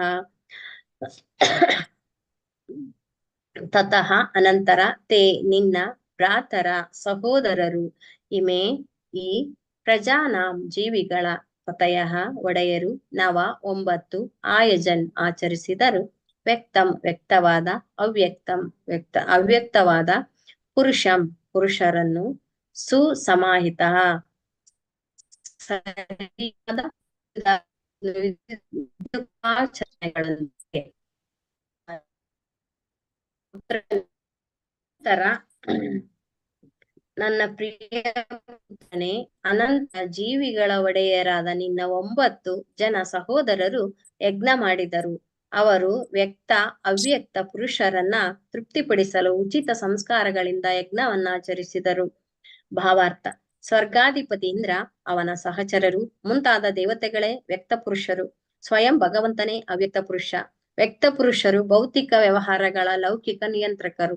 ಆದರೆ ಅವ್ಯಕ್ತ ಪುರುಷನಾದ ದೇವೋತ್ತಮ ಪರಮ ಪುರುಷನು ಲೋಕಾತೀತನು, ಭೌತಿಕ ವಾತಾವರಣಕ್ಕೆ ಮೀರಿದವನು. ಈ ಕಲಿಯುಗದಲ್ಲಿ ವ್ಯೋಮಯಾನ ಪೂರ್ಣ ನಿಂತಿದೆ. ಹೀಗಾಗಿ ವ್ಯಕ್ತ ದೇವತೆಗಳು ಕಾಣಸಿಕ್ಕುವುದಿಲ್ಲ. ಆದ್ದರಿಂದ ಶಕ್ತಿಶಾಲಿ ದೇವತೆಗಳು, ದೇವೋತ್ತಮ ಪರಮಪುರುಷನು ಆಧುನಿಕ ಮಾನವನ ಆವೃತ ನಯನಗಳಿಗೆ ಅವ್ಯಕ್ತವಾಗಿದ್ದಾರೆ. ಆಧುನಿಕ ಮಾನವರು ಸಾಕಷ್ಟು ಅರ್ಹತೆ ಇಲ್ಲದಿದ್ದರೂ ಎಲ್ಲವನ್ನು ಪ್ರತ್ಯಕ್ಷವಾಗಿ ನೋಡಬಯಸುತ್ತಾರೆ. ಪರಿಣಾಮವಾಗಿ ಅವರು ದೇವತೆಗಳ, ಭಗವಂತನ ಅಸ್ತಿತ್ವವನ್ನು ನಂಬುವುದಿಲ್ಲ. ಅಧಿಕೃತ ಶಾಸ್ತ್ರ ಗ್ರಂಥಗಳ ಪುಟಗಳನ್ನು ಅವರು ನೋಡಬೇಕು. ಕೇವಲ ತಮ್ಮ ಅನರ್ಹ ನೇತ್ರಗಳನ್ನೇ ನಂಬಬಾರದು. ಭಗವಂತನ ಪ್ರೇಮ ಲೇಪನದಿಂದ ಅರ್ಹತೆ ಪಡೆದ ಕಣ್ಣುಗಳಿಂದ ಭಗವಂತನನ್ನು ಇಂದಿನ ದಿನಗಳಲ್ಲೂ ಕಾಣಬಹುದು. ಶ್ಲೋಕ 30. ತತಶ್ಚ ಮನವಾ ಕಾಲೇ ವಿಜಿರೆ ಋಷಯೋ ಪರೆ ಪಿತರೋ ವಿಬುಧಾ ದೈತ್ಯ ಮನುಷ್ಯ ಕ್ರತುರ್ಭಿಭುಂ. ತತಃ ಆಮೇಲೆ ಚ ಕೂಡ ಮಾನವ ಕುಲದ ಪಿತೃಗಳಾದ ಮನುಗಳು ಕಾಲೆ ಸಮಯದಲ್ಲಿ ಉಜಿರೆ ಪೂಜಿಸಿದರು. ಋಷಯ ಮಹರ್ಷಿಗಳು, ಅಪರೆ ಇತರರು, ಪಿತರಃ ಪಿತೃಗಳು, ವಿಬುಧ ವಿದ್ವಾಂಸರು, ದೈತ್ಯ ದೇವತೆಗಳ ಪರಮ ಭಕ್ತರು, ಮನುಷ್ಯ ಮಾನವರು, ಕ್ರತುಭಿ ವಿಭುಂ ಪರಮ ಪುರುಷನನ್ನು ತೃಪ್ತಿಪಡಿಸಲು ಯಜ್ಞಾಚರಣೆಗಳಿಂದ. ಅನುವಾದ: ಅನಂತರ ಮಾನವ ಕುಲದ ಪಿತೃಗಳಾದ ಮನುಗಳು, ಮಹರ್ಷಿಗಳು, ಪಿತೃಗಳು, ವಿದ್ವಾಂಸರು, ದೈತ್ಯರು, ಮಾನವರು ಭಗವಂತನನ್ನ ತೃಪ್ತಿಪಡಿಸಲು ಯಜ್ಞವನ್ನ ಆಚರಿಸಿದರು. ಭಾವಾರ್ಥ: ದೈತ್ಯರು ದೇವತೆಗಳ ಭಕ್ತರಾಗಿದ್ದಾರೆ. ಅವರು ದೇವತೆಗಳಿಂದ ಅತ್ಯಧಿಕ ಐಹಿಕ ಅನುಕೂಲಗಳನ್ನ ಪಡೆಯಲು ಬಯಸುತ್ತಾರೆ. ಭಗವಂತನ ಭಕ್ತರು ಏಕನಿಷ್ಠರು. ಅವರು ಭಗವಂತನ ಭಕ್ತಿ ಸೇವೆಯಲ್ಲಿ ತತ್ಪರರು. ಆದ ಕಾರಣ ಭೌತಿಕ ಅನುಕೂಲಗಳನ್ನ ಪಡೆಯಲು ಅವರಿಗೆ ಸಮಯವೇ ಇಲ್ಲ.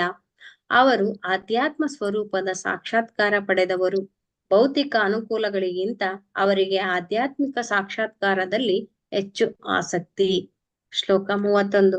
ನಾರಾಯಣೇ ಭಗವತಿ ತದಿಮು ವಿಶ್ವಮಾಹಿತಂ ಗೃಹೀತಮೋ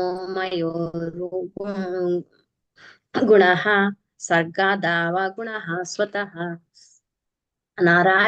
ನಾರಾಯಣನಲ್ಲಿ ಭಗವತಿ ದೇವೋತ್ತಮ ಪುರುಷನಾದ ತತ್ ಇದಂ ಈ ಎಲ್ಲ ಭೌತಿಕ ಅಭಿವ್ಯಕ್ತಿಗಳಾದ ವಿಶ್ವಂ ಸಕಲ ಬ್ರಹ್ಮಾಂಡಗಳು, ಅಹಿತಂ ನೆಲೆಸಿವೆ, ಗೃಹೀತ ಸ್ವೀಕರಿಸಲ್ಪಟ್ಟ, ಮಯ ಭೌತಿಕ ಶಕ್ತಿಗಳ, ಉರು ಗಣಃ ಮಹಾಬಲಿಷ್ಠನಾದ, ಸರ್ಗ ಆದವು ಸೃಷ್ಟಿ ಸ್ಥಿತಿ ಮತ್ತು ಲಯಗಳಲ್ಲಿ, ಅಗುಣಃ ಭೌತಿಕ ಗುಣಗಳಲ್ಲಿ ಬಲವಿರದ, ಸ್ವತಃ ಸ್ವಯಂ ಪೂರ್ಣನು. ಅನುವಾದ: ಆದ್ದರಿಂದ ಬ್ರಹ್ಮಾಂಡಗಳ ಸಕಲ ಭೌತಿಕ ಅಭಿವ್ಯಕ್ತಿಗಳು ಅವನ ಭೌತಿಕ ಶಕ್ತಿಗಳಲ್ಲಿ ನೆಲೆಸಿವೆ. ಅವನು ಶಾಶ್ವತವಾಗಿ ಭೌತಿಕ ಗುಣಗಳ ಸಂಪರ್ಕರಹಿತನಾಗಿದ್ದಾನೆ. ಆದರೂ ಸ್ವತಃ ಪೂರ್ಣವಾಗಿ ಅವುಗಳನ್ನು ಅವನು ಅಂಗೀಕರಿಸಿದ್ದಾನೆ. ಭಾವಾರ್ಥ: ಭೌತಿಕ ಸೃಷ್ಟಿಯ ಪಾಲನೆಯ ವಿಚಾರವಾಗಿ ಬ್ರಹ್ಮನನ್ನ ನಾರದನು ಪ್ರಶ್ನಿಸುತ್ತಾನೆ. ಅದಕ್ಕೆ ಬ್ರಹ್ಮನು ಈ ರೀತಿ ಉತ್ತರ ಕೊಡುತ್ತಾನೆ: ಭೌತಿಕ ವಿಜ್ಞಾನಿಯು ಮೇಲ್ಮೇಲೆ ನೋಡುವಂತೆ ಭೌತಿಕ ಕ್ರಿಯೆ, ಪ್ರತಿಕ್ರಿಯೆಗಳು, ಸೃಷ್ಟಿ, ಸ್ಥಿತಿ, ಲಯಗಳ ವಿಚಾರಗಳಲ್ಲಿ ಮೂಲತಃ ಅಂತಿಮ ತತ್ವಗಳಲ್ಲ. ಭೌತಿಕ ಶಕ್ತಿಯು ಈ ಕಾಲದಲ್ಲಿ ಪ್ರಕಟವಾಗುವ ಭಗವಂತನ ಶಕ್ತಿ. ಅದು ಸಾತ್ವಿಕ, ರಾಜಸ, ತಾಮಸ ಎಂಬ 3 ಗುಣಗಳನ್ನ ಹೊಂದಿದೆ. ಈ 3 ಗುಣಗಳುಳ್ಳ ಭೌತಿಕ ಶಕ್ತಿಯು ಅನುಕ್ರಮವಾಗಿ ವಿಷ್ಣು, ಬ್ರಹ್ಮ, ಶಿವ ಎಂಬ 3 ರೂಪಗಳಲ್ಲಿವೆ. ಭಗವಂತನು ಸದಾ ಭೌತಿಕ ಚಟುವಟಿಕೆಗಳಿಗೆ ಅತೀತ. ಆದರೂ ಆ ಭೌತಿಕ ಶಕ್ತಿಯು ಭಗವಂತನ ಪರಮ ಪ್ರಭಾವಕ್ಕೆ ಅಧೀನವಾಗಿ ಕೆಲಸ ಮಾಡುತ್ತದೆ. ಒಬ್ಬ ಶ್ರೀಮಂತನು ಸಂಪನ್ಮೂಲಗಳ ರೂಪದಲ್ಲಿರುವ ತನ್ನ ಶಕ್ತಿಯನ್ನು ಖರ್ಚು ಮಾಡಿ ಮನೆ ಕಟ್ಟುತ್ತಾನೆ. ಹಾಗೆಯೇ ಅವನ ಸಂಪನ್ಮೂಲಗಳಿಂದ ಒಂದು ದೊಡ್ಡ ಮನೆಯನ್ನು ನಾಶ ಮಾಡುತ್ತಾನೆ. ಆದರೆ ಅದರ ವ್ಯವಸ್ಥೆಯು ಸದಾ ಅವನ ಸ್ವಯಂ ನೇತೃತ್ವದಲ್ಲಿಯೇ ಇರುತ್ತದೆ. ಭಗವಂತನಾದರೂ ಶ್ರೀಮಂತರಲ್ಲಿ ಶ್ರೀಮಂತ. ಅವನು ಷಡೈಶ್ವರ್ಯಗಳಲ್ಲಿ ಪರಿಪೂರ್ಣನಾಗಿದ್ದಾನೆ. ಆದ್ದರಿಂದ ಅವನು ಸ್ವತಃ ಏನನ್ನೂ ಮಾಡಬೇಕಾಗಿಲ್ಲ. ಆದರೆ ಭೌತಿಕ ಜಗತ್ತಿನಲ್ಲಿ ಪ್ರತಿಯೊಂದು ಅವನ ಇಚ್ಛೆ ಮತ್ತು ನಿರ್ದೇಶನಕ್ಕೆ ಅನುಗುಣವಾಗಿ ನಡೆಯುತ್ತವೆ. ಹೀಗಾಗಿ ಸಂಪೂರ್ಣ ಭೌತಿಕ ಅಭಿವ್ಯಕ್ತಿಯು ದೇವೋತ್ತಮ ಪರಮ ಪುರುಷ ನಾರಾಯಣನಲ್ಲಿ ನೆಲೆಸಿವೆ. ಪರಮ ಸತ್ಯದ ನಿರಾಕಾರ ಕಲ್ಪನೆ ಕೇವಲ ಜ್ಞಾನದ ಅಭಾವದಿಂದಾಗಿದೆ. ಈ ವಿಚಾರಗಳನ್ನ ಬ್ರಹ್ಮನು ಸ್ಪಷ್ಟವಾಗಿ ವಿವರಿಸಿದ್ದಾನೆ. ಬ್ರಹ್ಮನೇ ಬ್ರಹ್ಮಾಂಡದ ವ್ಯವಹಾರಗಳನ್ನ ಸೃಷ್ಟಿಸುವನು. ಅವನು ವೇದಜ್ಞಾನದ ಅತ್ಯುನ್ನತ ಪ್ರಮಾಣವೆನಿಸಿದ್ದಾನೆ. ಈ ವಿಷಯದಲ್ಲಿ ಅವನ ಪ್ರತಿಪಾದನೆ ಅತಿ ಶ್ರೇಷ್ಠವಾಗಿದೆ. ಹರೇ ಕೃಷ್ಣ ಮಾತಾಜಿ, ಟೈಮ್ ಆಯ್ತಾ? ಹೌದು ಮಾತಾಜಿ. ಹರೇ ಕೃಷ್ಣ.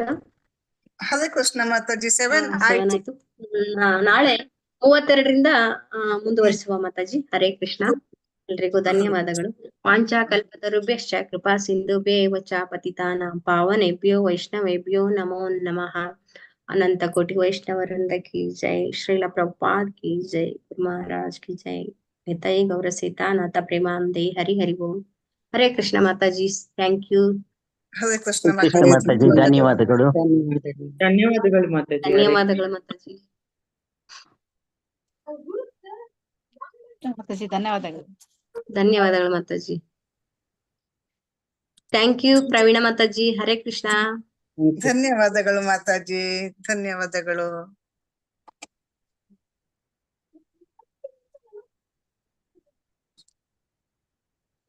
ಮೀಟಿಂಗ್ ಎಂಡ್ ಮಾಡಿ ಮಾತಾಜಿ.